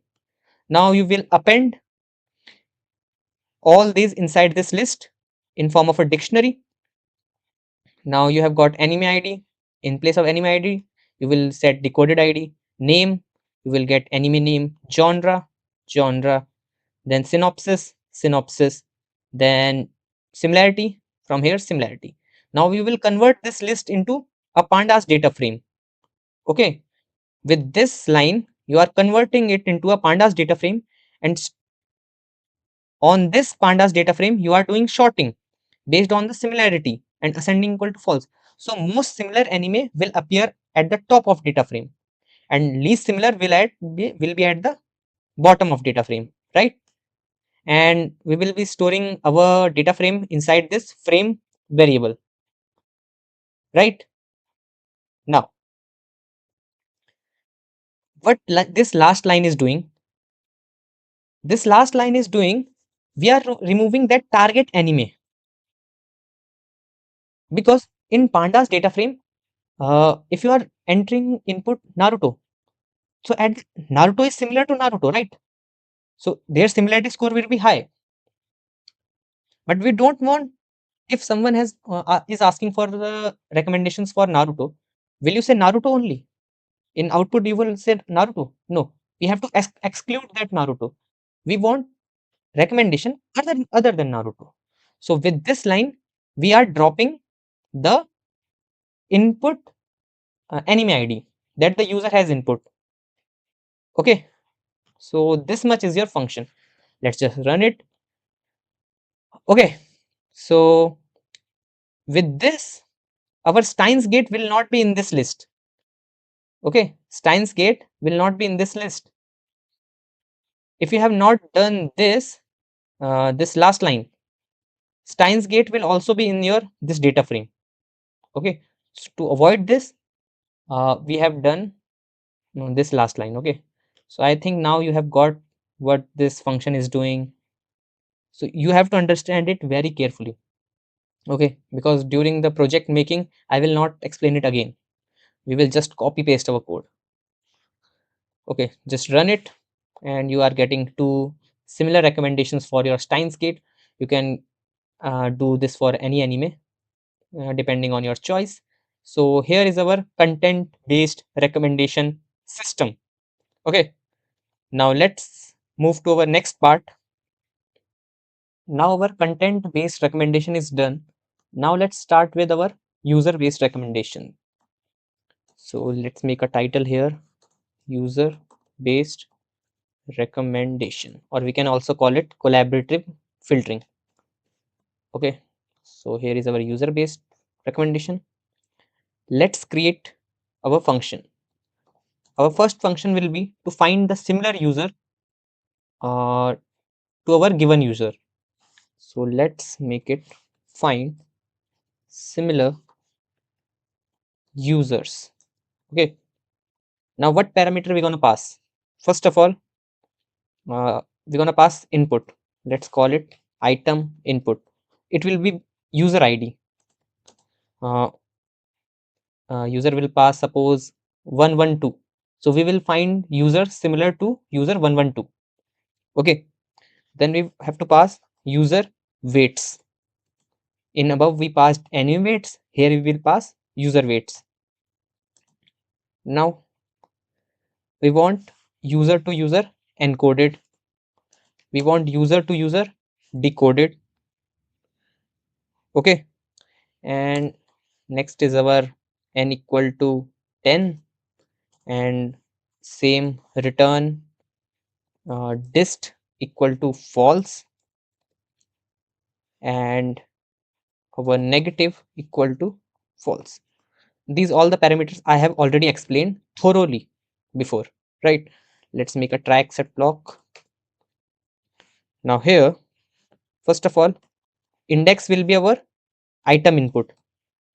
Whatever user will input, we will take it as index, right? Now we have to encode that index. So encoded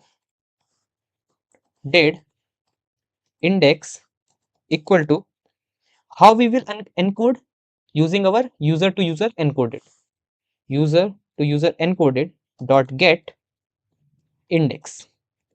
It is pretty much similar to our previous function only, right? Now let's assign weights. Now weights equal to our user weights, same as previous function. Now let's do dists, same as our previous function, but in this we are dealing with user. In previous function we were dealing with enemies, right? So dists equal to np dot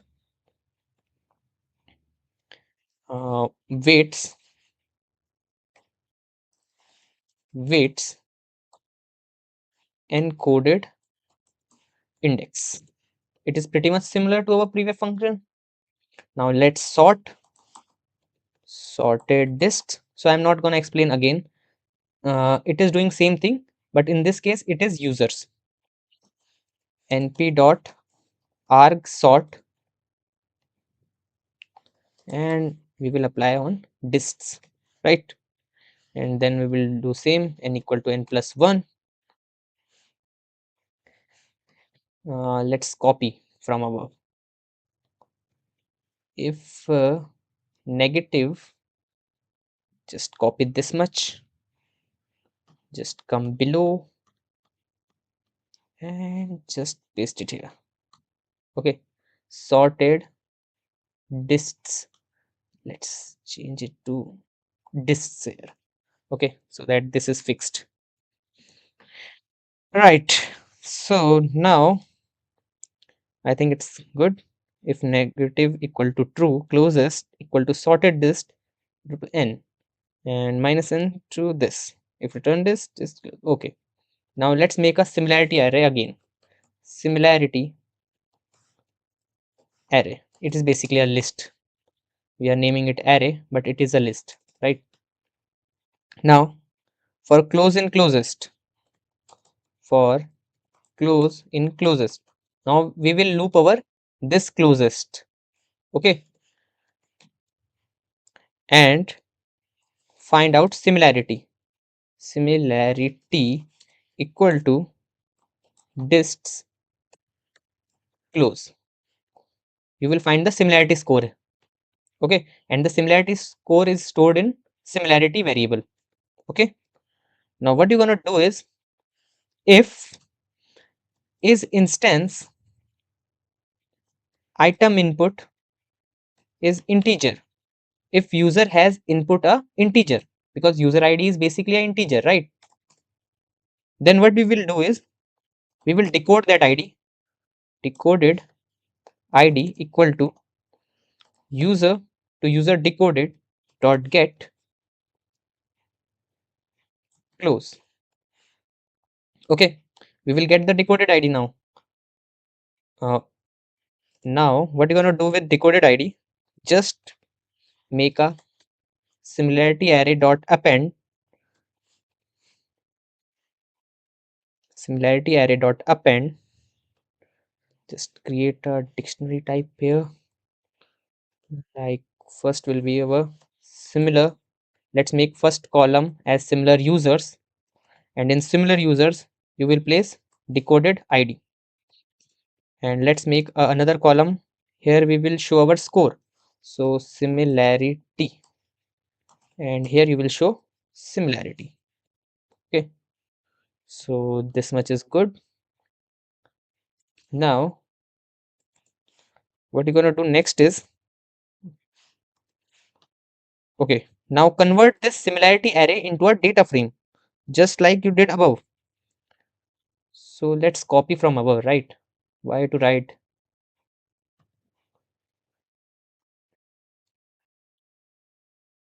Just copy this much and paste it below your for loop. Paste it here. Let's name it similar users. Okay. Now you have a data frame. pd.dataframe similarity array dot short values by similarity. Check the spelling, right? Ascending equal to false, right? Good. Similar users. Now we have to exclude that item input. We don't want to include that uh, current user which the user is inputting to get included in our similar users. So we have to remove him. So for this you will do is similar users equal to similar users similar users dot similar users is not equal to item input. Okay, so similar users should not be equal to our item input. So if you are getting confused, this is our data frame name, similar users. Okay, so here these two are our data frame. These two are our data frame. We have got inside our data frame. Now this similar user is our column name. This similar user is our column name. Okay, and it should not be equal to our item input. If it is true, then return our similar user data frame. Okay, you have returned, and you can do exception handling here. Except you can just print uh, error occurred, right? This much is fine.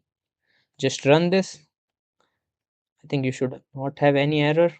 Okay, now let's check whether this function is working correctly or not. So for checking, find similar users.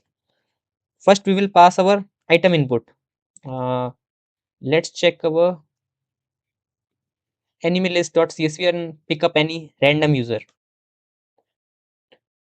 and let's pick our user 0. User 0 is fine. Okay, let's pick our user 0, comma, what we need next? We need our user weight and user to user encoded decoded. We need our user weights, then we need our user to user encoded, then we need our user to user decoded that we have previously defined in our data processing. Let's run, because rest are our default arguments. It's optional to input them. Okay, so we have got one error. It is showing error occurred. Why it is showing error? Let's do exception as e, and let's print the error also. Okay, error occurred shape 4203, 128, and okay, so there is a mismatch in shape, right? So why there was a error? Because just go to your enemy list.csv. It's taking time. Okay, here let's give it another user id. Okay, let's give it 2264, and you have to make sure it is in integer. So you have to write int 2264. You have to typecast it, then press enter. Okay, so encoded index not found for the given input. So let's check for another. Maybe this user is not found in that list, right? So what you can do, 2265, you can try these users, and 118800, 11880. Let's check for another user, 11880. Okay, for this user you have found your similar users. Okay, so this was the whole point of your this function, because there were no users for the 0th user. Okay, so if there are no user for that user, how you will find, right? Because what we basically did in data processing, if you will see, just go above, when we were reading our enemy list.csv, what we did was we removed all the rows, or we can say all the user which were having this condition not fulfilled. That is, number of ratings should be greater than 400. So maybe there can be a possibility that the zeroth user, or the user that we just put before this, that was around 2240, I think, he may also got removed during that processing only. Okay, that's why we were not getting any uh, data frame and all. And another reason can be that you should typecast it, because it should be certain that the item or the value that you are inputting should be integer only, right? Now we have got our similar user function. If you will see 11880, 11880, okay, good, it's good, not to worry about anything. It's giving us proper output. And if you are thinking why we are getting low similarity scores, it's because we trained for very less data. Now let's make some other functions. uh, these functions are related for visualization. Okay, so let's make them. First one will be show word cloud. All, you will pass here genres, all genres. Okay, and we will place genres cloud. We'll making a word cloud of our genres. Let's make our function first, that is word cloud. Let's specify the width of our graph. Let width be 700. Let height be 400. Give it a background color of white. Okay, and just give it a color map. I think GNU plot will be good. GNU plot. Okay, after this you will use dot generate from frequencies and all genre. Okay, it will help you generate your genre cloud. Now let's specify the figure size, plt dot figure. Inside this fig size, it will be 10,8. It should be good. Then plt dot im show, we have to show that image also, right? We have to show genres cloud, comma, interpolation. Interpolation should be bilinear, bilinear. Okay, just make this function. In short, the summary of this function is to make the word cloud of the given input. Okay, plt dot axis should be off so that we get a better visualization. We don't get any unnecessary access and all. Last, we want to show, plt dot show. Okay, now let's make another function also. What this function will do, it will help us get the favorite genre. Let's make get favorite genre. You will pass frame and plot equal to false. Why I specified a plot equal to false? When user specified plot equal to true, it will also, when user specified plot equal to true, we will use this function. If user says plot equal to false, we will just show the output only. We will not show word cloud. Okay, so frame dot drop na in place equal to false. Okay, we don't need to make permanent changes. And all genres equal to default dictionary int. Now you got a import error, that is default dictionary. Okay, so we need to import this default dictionary. So where you will get this default dictionary, you will get it in your collections library. So okay, just do here from collections import default dictionary. Just run it. Now come back again to your code.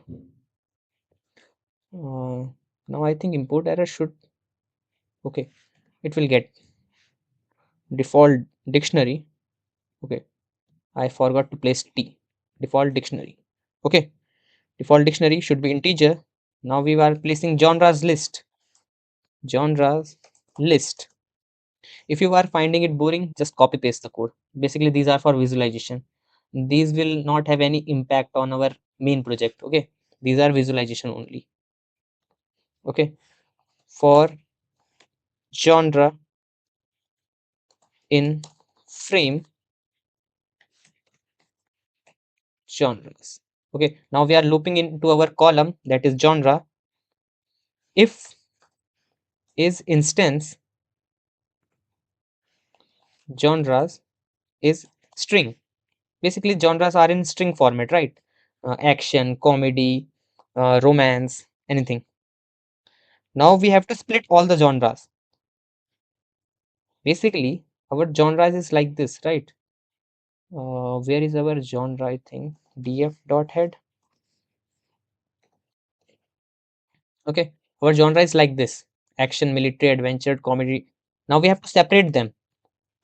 Okay, we have to separate them so that we can show them side by side. So let's loop into it. For genre in genres dot split. How you will split them? Using comma. Whenever there will be a comma, it will make it separate. So action will separate, military will separate, adventure will separate, so on. So let's place a comma here. Just loop inside it, and genres list dot append, place that genre. Okay, we will split them. Action will get splitted, military will get splitted, adventure, so on, and place all these splitted terms inside one list, and this list will be our genres list, right? Now all genres genre dot strip, we have to remove some spaces. Basically, strip function remove the spaces from front and back. So let's strip, and then plus equal to 1. Okay, now if plot, if user want to plot, if plot, if user says plot equal to true when using this function, then what we will do, we will use our previous function, that is this show word cloud.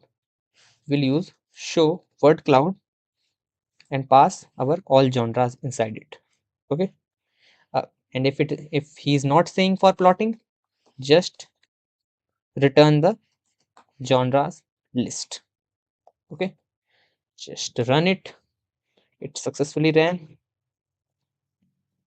Now let's check whether it's working or not. Okay, to check whether our this get favorite genre is working or not, we will use, first we will use our get anime frame, and just give it an anime id, give it a data frame, and this is generating this. Now let's store it in a variable. Let's call the variable x. Okay, now let me generate some code blocks. Okay, and use get favorite genre and pass your x here. It extracted all the genres. If you will check, if you will see your x here, action, adventure, comedy, drama, sci-fi, space, it separated all the genre. Now if I plot equal to true, then this happens. So it will show us the word cloud of the user favorite genre. Okay, so this is the main name of our this function, get favorite genre, right? Now you can remove these, and you can remove this also, and you can remove this also.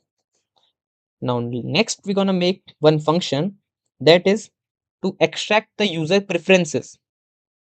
Okay, let's make another function. It is very important function, right? It will be important in your project, so understand it carefully. So let's make the function get user preferences. Okay, what will be the parameters? First, you will pass the user ID for what user you are searching for preferences. Then you will pass your rating df. You remember rating df that was made from animalist.csv? Here is our rating df. Let's make it verbose equal to 0, and you can specify, and plot equal to false. User can turn it true, or you can go with the default false settings, right? Now what you're gonna do is, first of all, you will retrieve all the anime that user has rated. Whatever user id you are specifying, that particular user has rated how many animes and which animes were them. So animes, okay, animes watched by user. How to find animes watched by user? Let's give it a space here. Okay, for this you will do rating df. Inside rating df dot user id. User id should be equal to user id. Okay, what it will do is, let's check our rating df. Rating df dot head. Okay, head, let's print 2. Okay, so it will do basically, suppose you have given user id 44. So in this data frame it will search for user id 44. All the rows where it found user id 44, it will store these rows inside this variable animes watched by user. Okay, now user, now what we're going to do next is, we want to find the uh, animes that are rated highly by the user. Let's take the example. Suppose a user has watched 100 animes, but he has rated only 10 animes that are top rated according to him. So we will work on those top 10 rated now. Why have to focus on those 90s that are not rated enough by user? So this we're gonna do here. We will do user rating percentile, right? So np dot percentile anime watched by user dot rating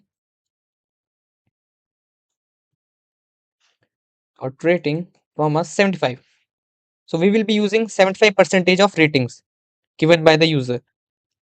It means we are only focusing on top enemies rating by the given user. Okay,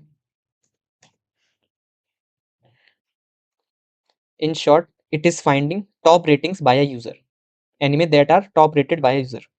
Now we have to filter out all the ratings below the 75 percentile. You have specified your user rating percentile, right?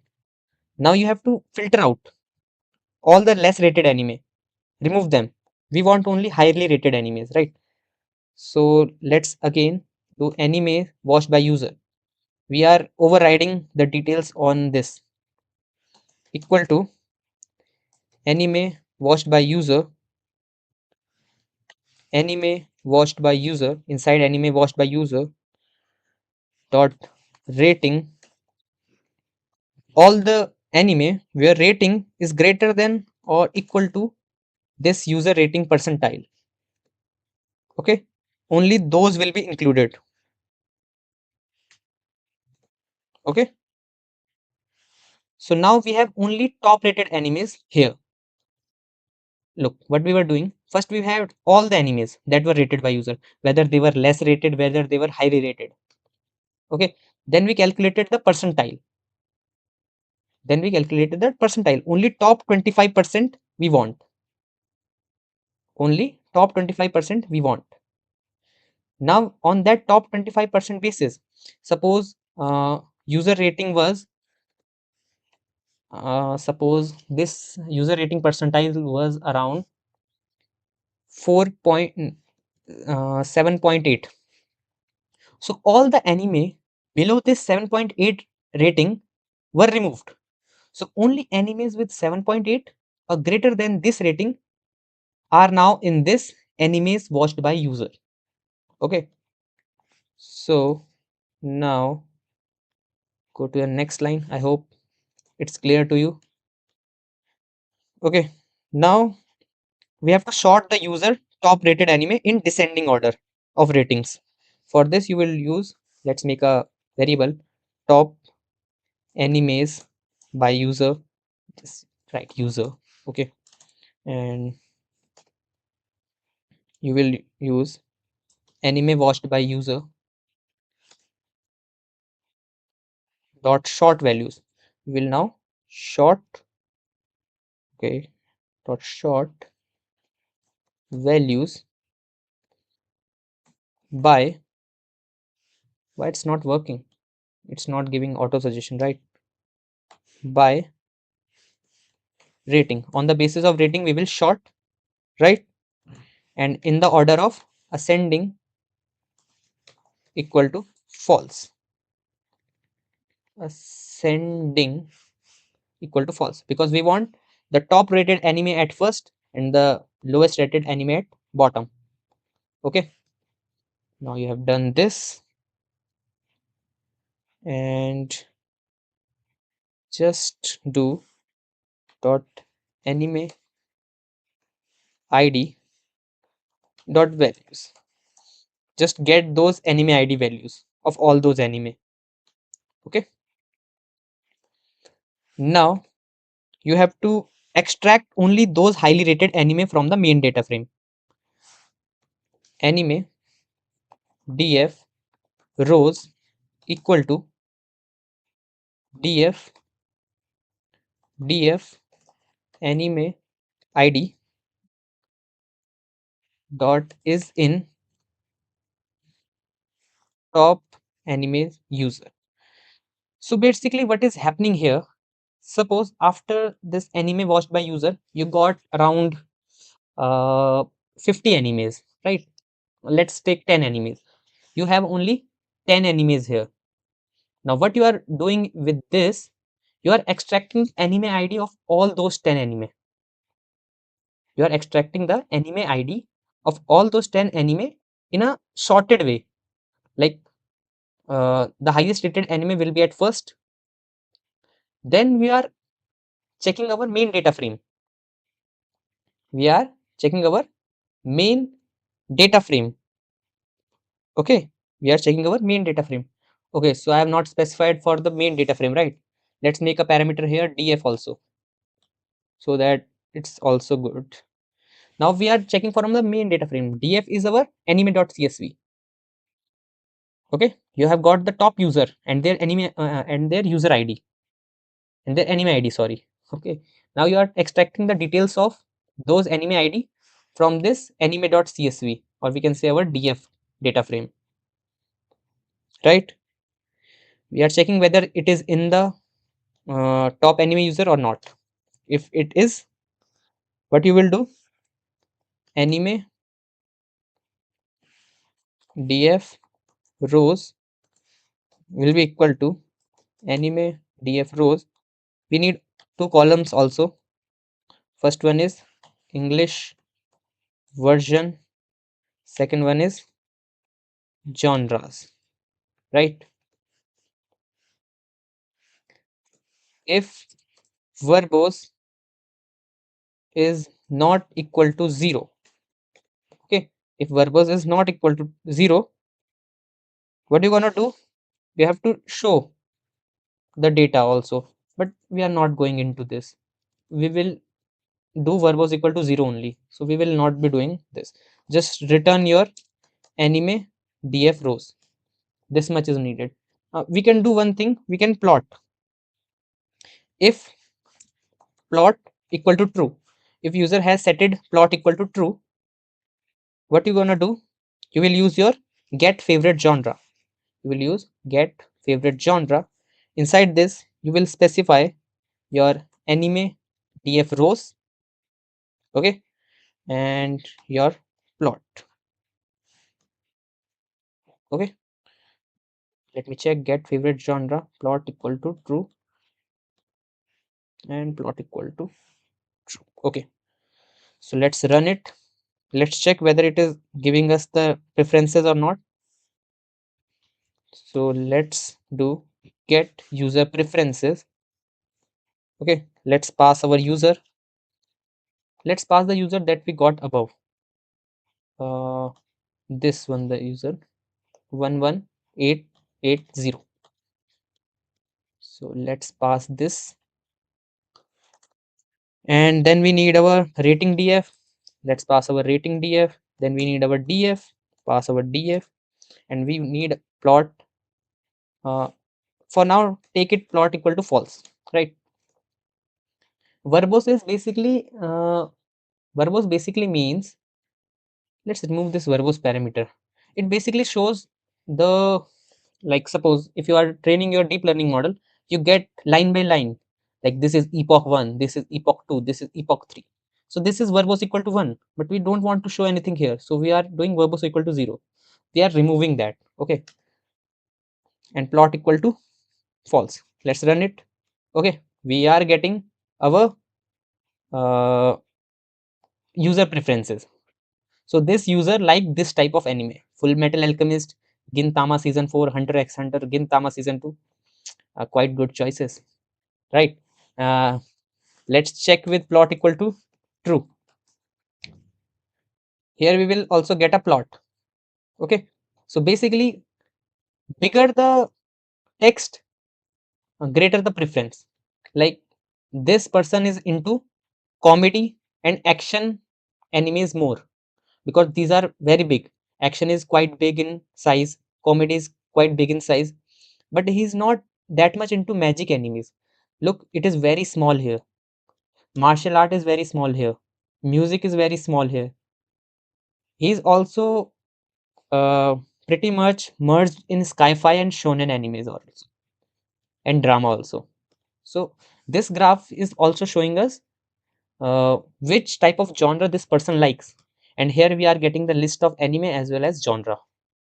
Okay, so I hope what this function is doing you are understanding, right?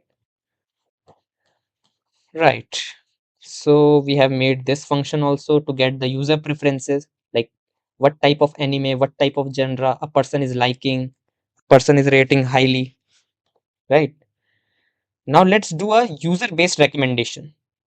You might think we have done user recommendation. No, we have not done user recommendation. We have only found similar users. We have not done any user based recommendation. Now we are gonna do user based recommendation, right?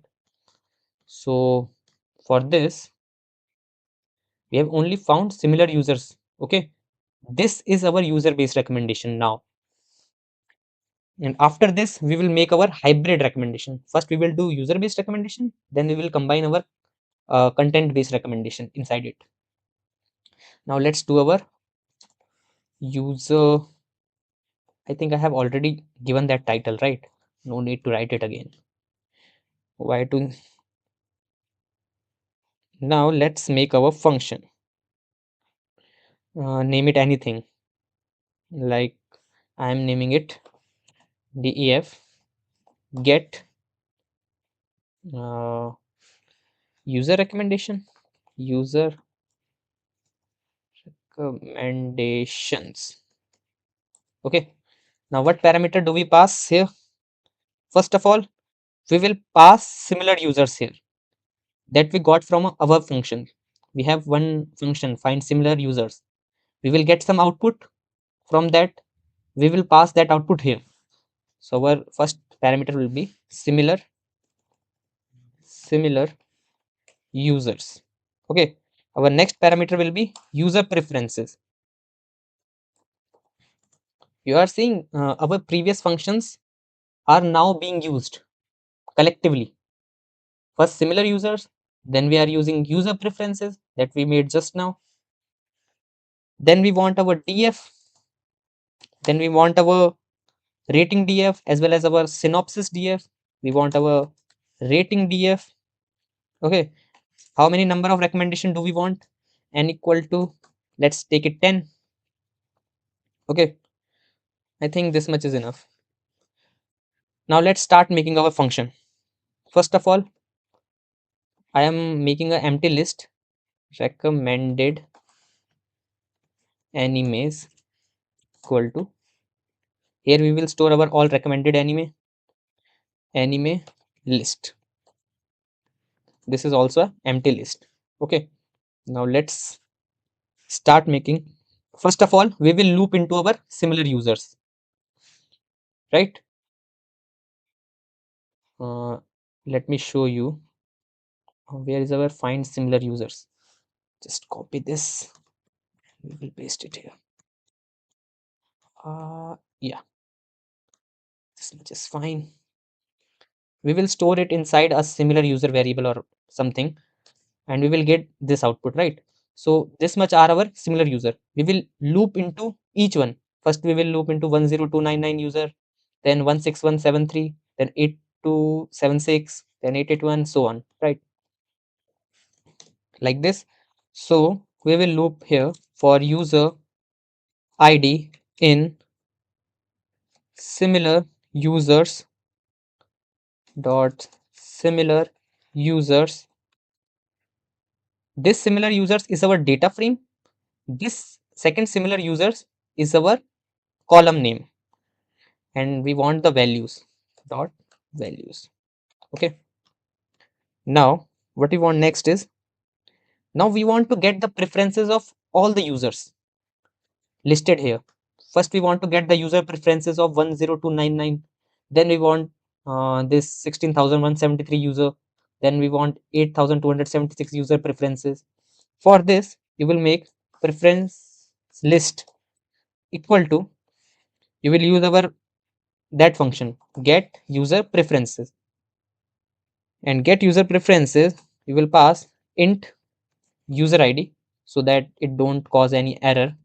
We are typecasting it, comma, and we will pass rating df, we will pass df.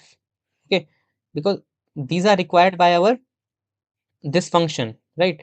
It want user id, it want a rating df, it want a df, and we are setting plot equal to false by default, so no need to input anything else. We have got our preference list. Now we have to filter.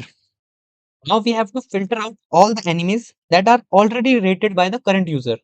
We don't want to include them, because if a person has already watched that anime, if he has already watched, why he will watch again? What is the purpose of then recommending? Right? So we have to exclude them. So you will do preference list equal to preference list, and just go inside this, and you will use not. Not is here. Okay, preference list dot English version dot is in user preference dot English version dot values, right? If it is already present in user preferences, why we would recommend? What is the purpose of recommending then? He has already watched that, he has rated that. If a person is rating an anime, it means he has already watched, right? English version is in, I think syntax is correct. Yeah, I think it's correct. Right. Now, what you're gonna do next is, if preferences list, if, let me slide it above. If preference, if not, we will use if not preference list dot empty anime list dot append preference list dot English version dot values. Okay. If reference list is not empty, if reference list is not empty, okay, what you're gonna do is, you're gonna append all these animes that are in the preference list to our this empty list, that is anime list, right? Now what you're gonna do next is, if anime list, if anime list exists, like it is not empty, what you're gonna do next is, first convert this list into a data frame. Let's convert. Oh, I've run it anime list equal to pd dot data frame, and just make it anime list. Okay, we have converted it into a pandas data frame. Now what you're going to do next is, we want to get only top n recommended animes, right? So just sort it. So we want sorted list equal to pandas dot data frame, pandas dot series. Inside pandas dot data frame, we are making a pandas dot series anime list dot values dot revel. Revel just works like flattening. We are flattening to our one dimensional array so that they can be adjusted in a series. Then we want dot value count. Make sure to adjust the bracket accordingly, because there you can do error, right? Pandas data frame, then pandas series anime list dot values dot revel. Okay, then value counts. These are the bracket of value counts, right? And after this, what you're going to do is, dot head, we want to only select top n, and n we have specified in our parameters, function parameter. Okay, so we have got our top n animes inside this sorted list, right? Now what you're going to do next is, now we have to loop in this our sorted list for I comma anime, mm, I comma anime name in enumerate sorted list dot index. If you are not understanding, I will explain it again, don't worry. After I complete this function, I will explain it. Okay, index. Now let's get inside this loop, number of user preferences. Now we're going to calculate our number of user preferences. So we're going to do is sorted list. Inside sorted list, again go to sorted list, and inside this calculate the indexes which we will do with dot index is equal to anime name. If the index is equal to the anime name, then extract that values 0 and 0. Okay, now what you're going to do next is, if the anime name is string, if anime if is instance anime name anime name is string. Suppose user have given a name in string, and we have got the name in string like Naruto, Dragon Ball Z, instead of instead of a integer. Then what we're gonna do is just make it inside a try except block, or you can make it like this only. Don't no need to make a try except block here. Just make a frame equal to, you will use our get anime frame. You will pass the anime name comma df. Okay, then you got the frame. Then you have to extract the anime id. You have already done this. You have to extract the anime id from that frame. You have to extract the genre from that frame. So just anime id and use that frame dot anime id dot values 0. Okay, now just extract the genre like this. Genre equal to frame dot genre dot values 0. Okay, now let's extract the synopsis also. Now let's make synopsis equal to, you will use get synopsis. You have already made this function, right? Get synopsis. You will pass your anime id here in integer, and you will pass your synopsis df. Okay, now what you're gonna do next is, all the details you got, you have to take these details and append it into a empty list, and our empty list will be this recommended animes. Okay, now let's do this. So you will use recommended animes dot append. We will append like this. First of all, we want n. This will be our n user preference.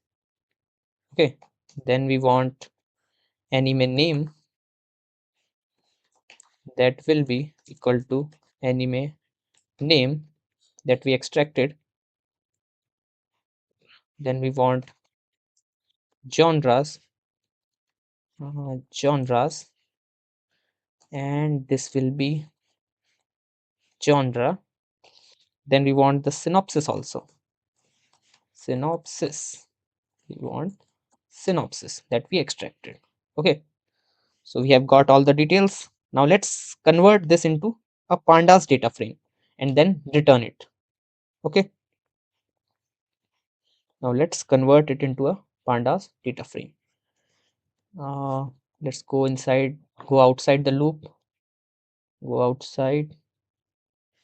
You have to go outside and just make sure you are here. If animal list, if reference list, I think I made a mistake here. It should be outside.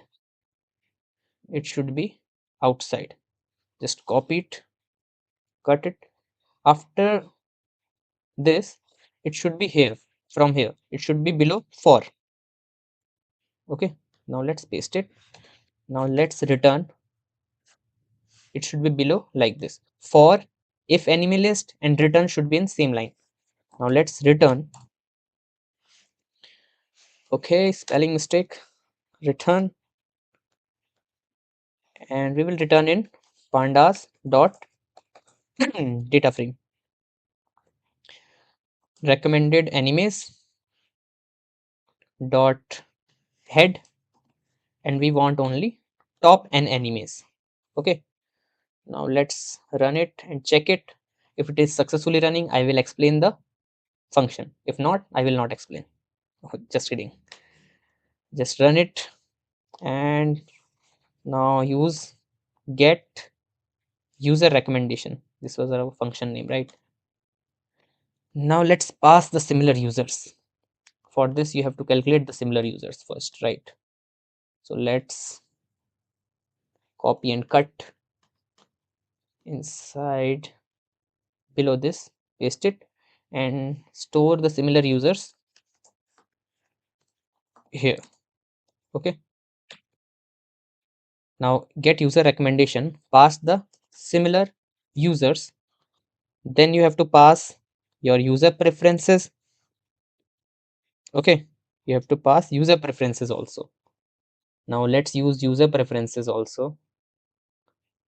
uh, get user preferences, copy it,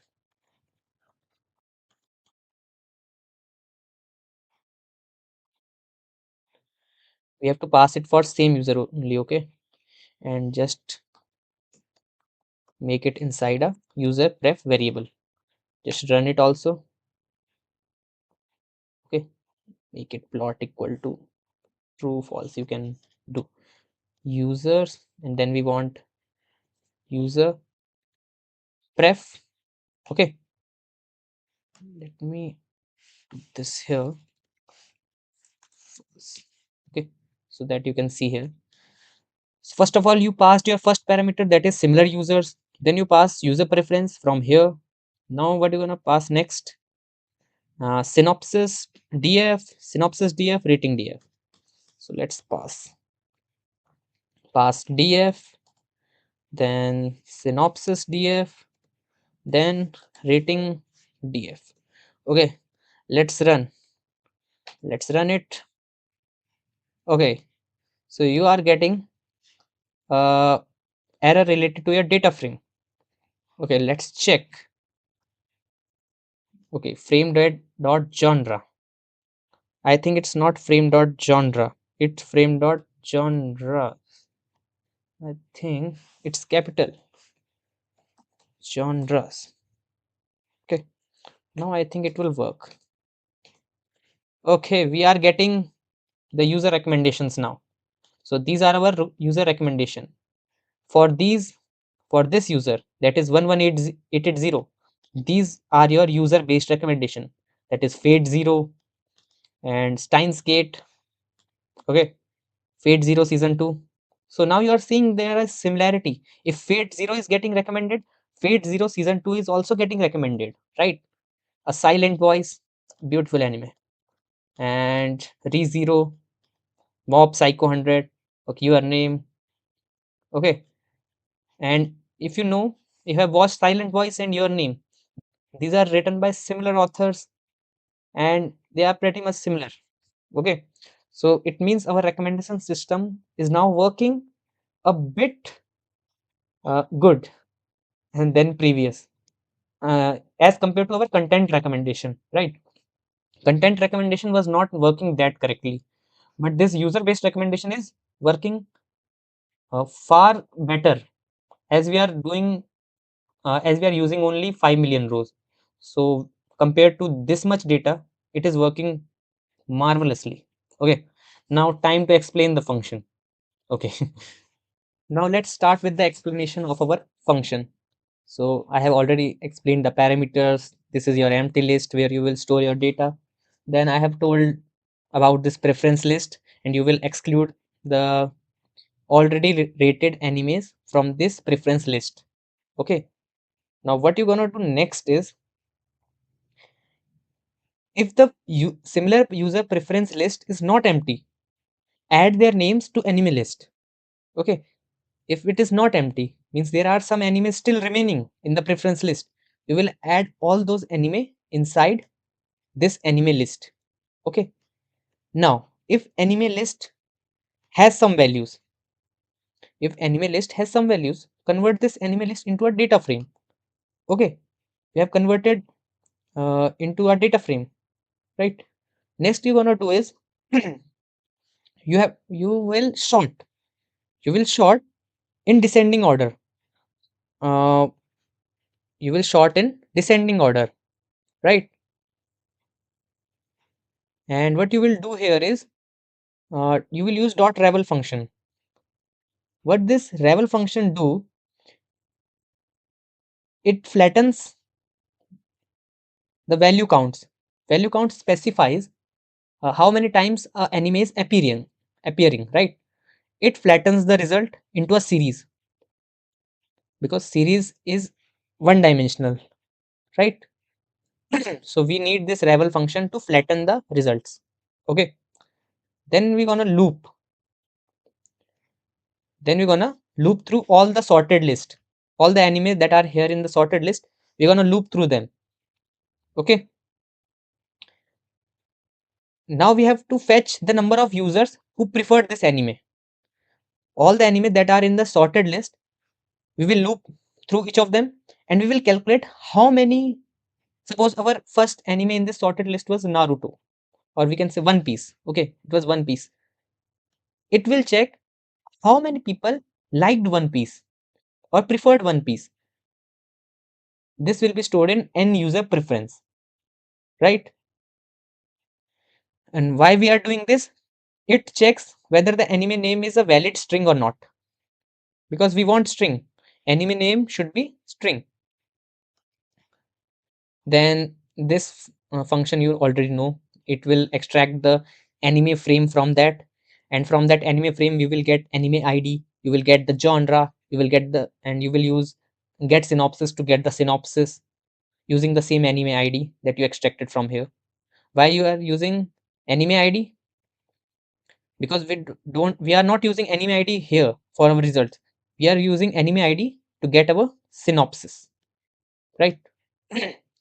And then you will append all the results in recommended animes with their end user preference, how many user like them, with the anime name, with the genre, with the synopsis, and convert it into a pandas data frame, right?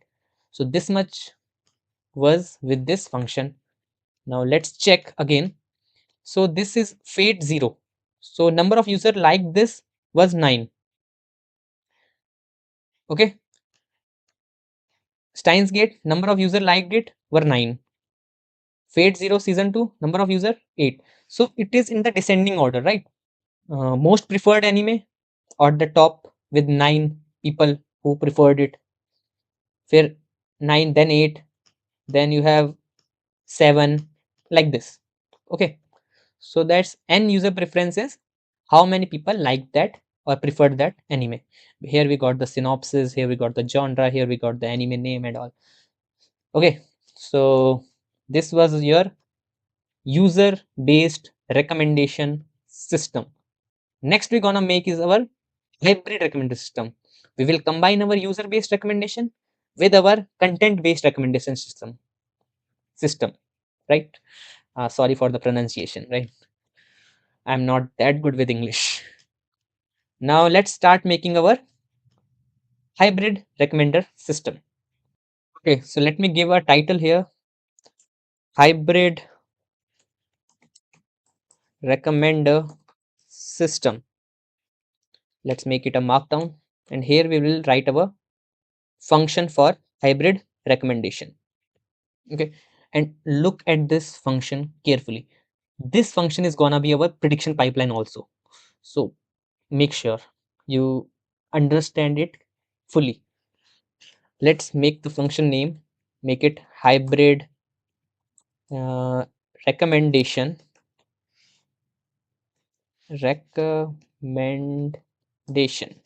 Okay, now what do you want to pass here?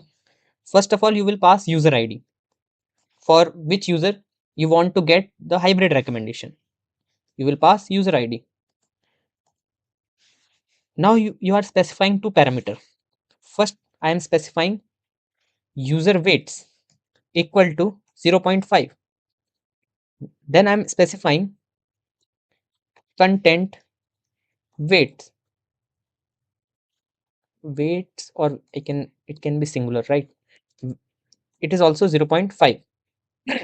User weight and content weight. These are not related to directly to your anime weights and user weights, right? These are your parameters. What these parameter will do, this will define uh, how much hybrid your recommendation system is. If it is 0.5, 0.5, it means it is half user based, half content based. But if you set user weight to 1, it means it became a user based recommender system, and now it is not a content based recommender system. Okay, but if we have specified user weight equal to 0.7, content weight 0.3, it means it is more of a user based recommender system but there is a slight content based recommendation system also. Okay, so it's like this. Now let's do first user based recommendation. First we will do user based recommendation, then we will do content based. Okay, because our input is a user ID. So first of all, we have to do user based recommendation. So let's do. Our step will be similar. First of all, you will use your find similar users. So what you did here, this is very big, right? Let me make it shorter. N equal to 1. Okay, now it's shorter, right? First of all, we calculated find similar users, then get user preference, then get user recommendation. So let's find similar user. So what you're gonna do? You're gonna do find similar users. What you will pass in find similar user? First of all, you will pass the user ID. Okay, then you're gonna pass your user weights. Then you're gonna pass your user to user encoded. Then you're gonna pass your user to user decoded. You can also copy from our, it is same only. Okay, user to user decoded, and just copy, just control C. Okay, just find similar user, just copy C. Why to write this much? Just paste it here. Okay, but instead of this int 1180, what you're gonna do here is just pass here user ID, right?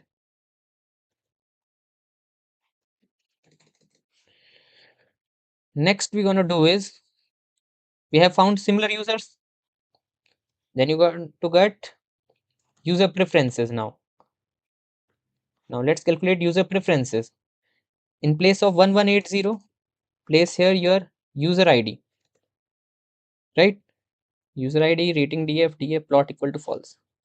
It is by default false, so no need to write it again. Okay, now you want to get the user recommended animes. Now let's copy this code. These three are for your user recommendation. Yeah, we don't want n equal to 1, right? We want n equal to 10. That is by default value. I think by default value is n equal to 10, right? Okay, good. Now we have to store this. Let's store it in user recommended animes. Okay, so you have all your user recommended anime here in this variable, right? Now what you're going to do next is, you have to extract the user recommended anime names. You have to extract the user recommended anime names. You want to only get anime name, don't want genre, don't want synopsis, you don't want this and okay, just extract the anime name. For this you will do a user recommended anime list is equal to user recommended animes. Inside user recommended animes, get your anime name. So this is your column name, anime name, right?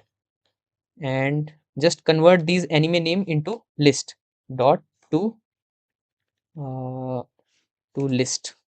Okay, so all the anime names are extracted and are converted into a list, and those are anime names are stored in this variable, user recommended anime list variable, right? Okay, now your user recommendation is finished. You have got all your user recommended animes here in user recommended anime list. Now let's start with our content recommendation. Let me make here content recommendation. Let's make a comment here, right? So that you can separate. Here it was user recommendation. Okay. Now you are doing content recommendation. Now for content recommendation, what you're gonna do is, let's make an empty list content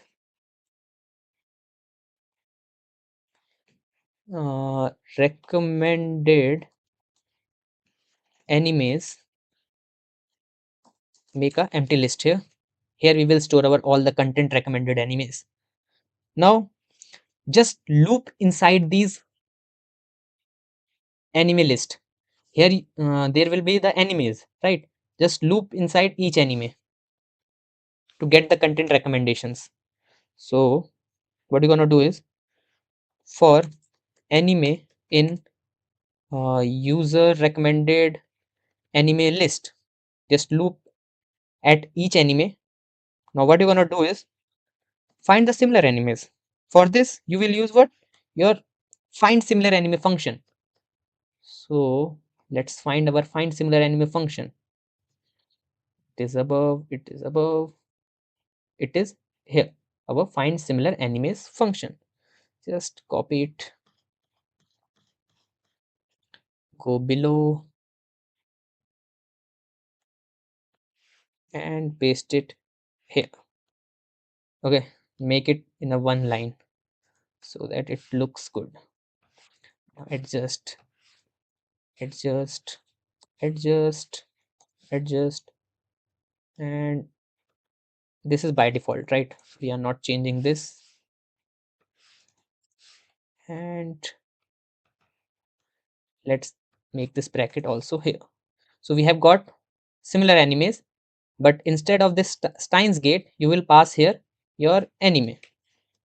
All the anime that were in the user recommended anime list will be passed here, and we will find similar anime with respect to these anime that are in this list. Okay, and now we will store it here. We'll make a variable similar animes, and inside this we will store the output of this function, right? Now what you're gonna do next is, if similar animes is not none, it means there are some result in this. If similar anime is not none, okay, what you're gonna do is, and also not similar animes dot empty. Similar anime is not none, and similar animes dot empty. What you are doing here is checking whether the result is valid or not. Okay, we are not getting a empty list, we are not getting none, right? We are checking these two condition. If you are not getting, then just do content recommended anime dot extend, use the extend function, and just join similar animes. We want just name column here because we want only anime names. Okay, similar animes dot to list. Okay, we are converting this also to list, right? And else, we don't want else block. uh, let's make a else block. We can print a message here. If there is, let me, if there are no similar animes with respect to these user recommended anime list, then you will show a message here, uh, no similar anime found, no similar anime found, and you can make a f string, and here you will make a name, you can give a name anime. Okay, with respect to this anime we don't find any similar anime. Okay, now let's combine the recommendations. You have done your user recommendation, let's revise. First of all, this much will be clear, right? This you have already done, this is your user recommendation. Now you have got the anime here. Now you are getting only the names, you are extracting only the names here and converting it into a list and storing that list in this variable user recommended anime list. Now you are looping through each and every anime in this list and doing the content recommendation for each of them. This much is clear. This is the summary of the function till now. Now what you're going to do next is go below. Now make a dictionary. Combined scores.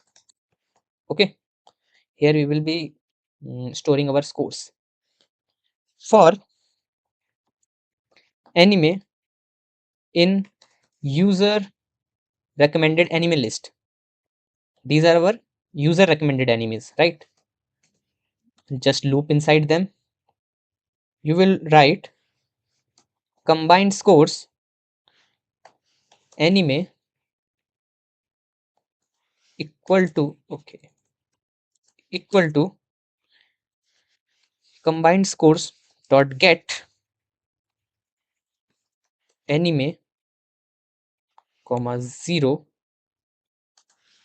plus user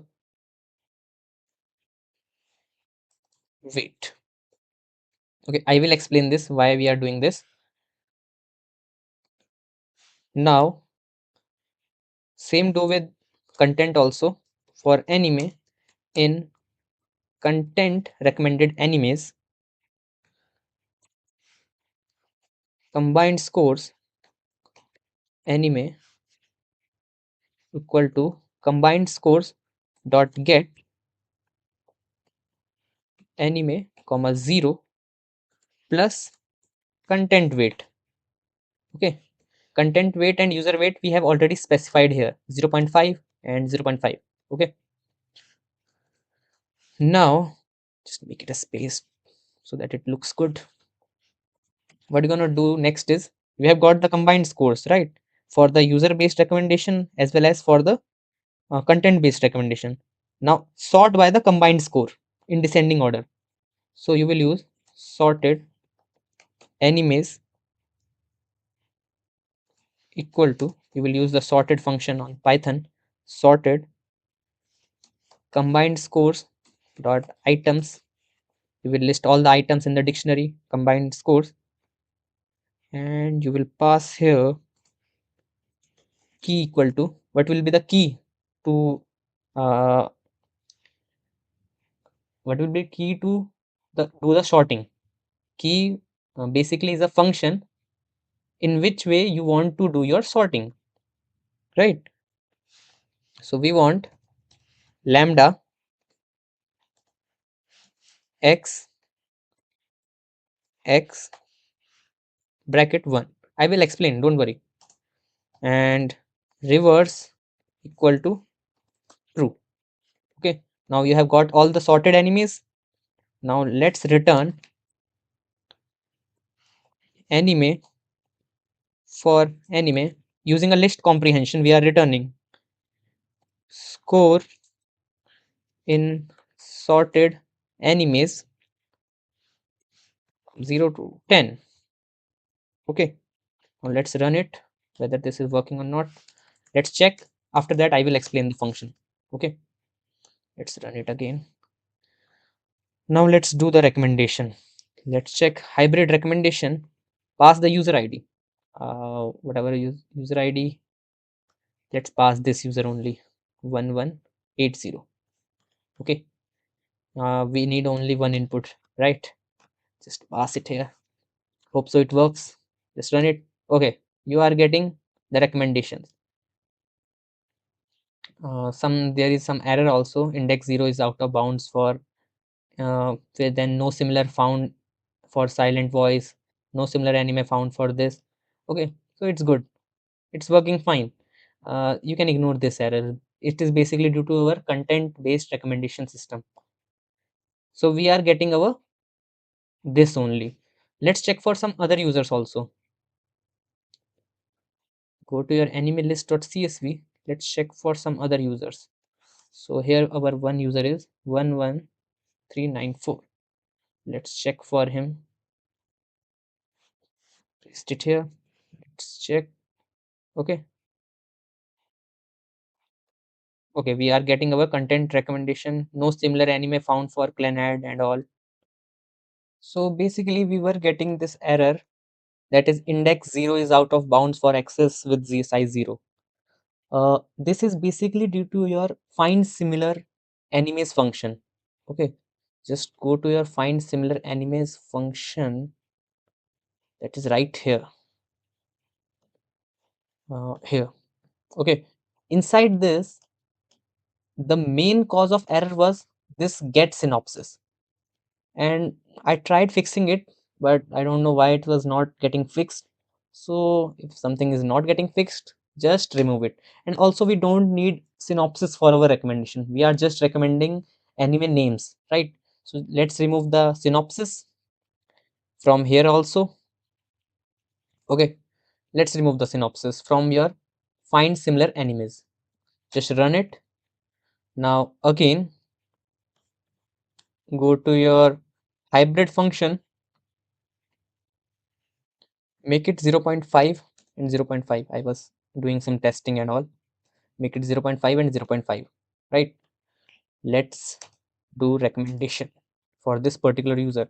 So we have got some recommendations for our this particular user. Now let's print our user recommended anime list.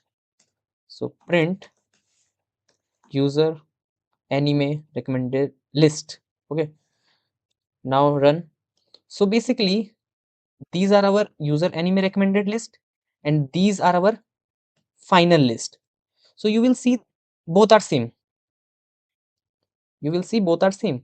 So it means our user based recommender system is overpowering our content based recommender system.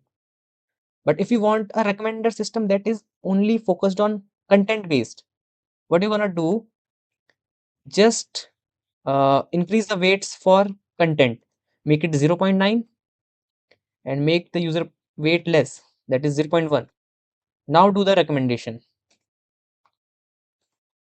Okay, now you will see they are totally different. Above are your user based recommendation, and these are your final recommendation. Okay, so you can see the difference, right? So we have finally achieved our hybrid recommendation system. And one more thing, why we are doing this user weight and content weight, this is basically to uh, get the we will get the similarity scores. Okay, we will add the user weight. If the similarity score is around 5, we will add the user weight to increase it. So greater the user weight, greater the anime will be user based recommended. Greater the content weight, greater the chances of anime being content recommended, right? I hope you are getting my point. So this was basically your hybrid recommender system, right? You can adjust the weights accordingly. Suppose I have done 0.7 and user weight 0.3. Let's run it now. Okay, here you will see no, still you can make it 0.6 and make it 0.4. Now run it. Okay, so still it is content focused. Okay, so this recommender system is not that much reliable because it is trained on very less data and all. Okay, so this was all about your Jupyter notebook testing.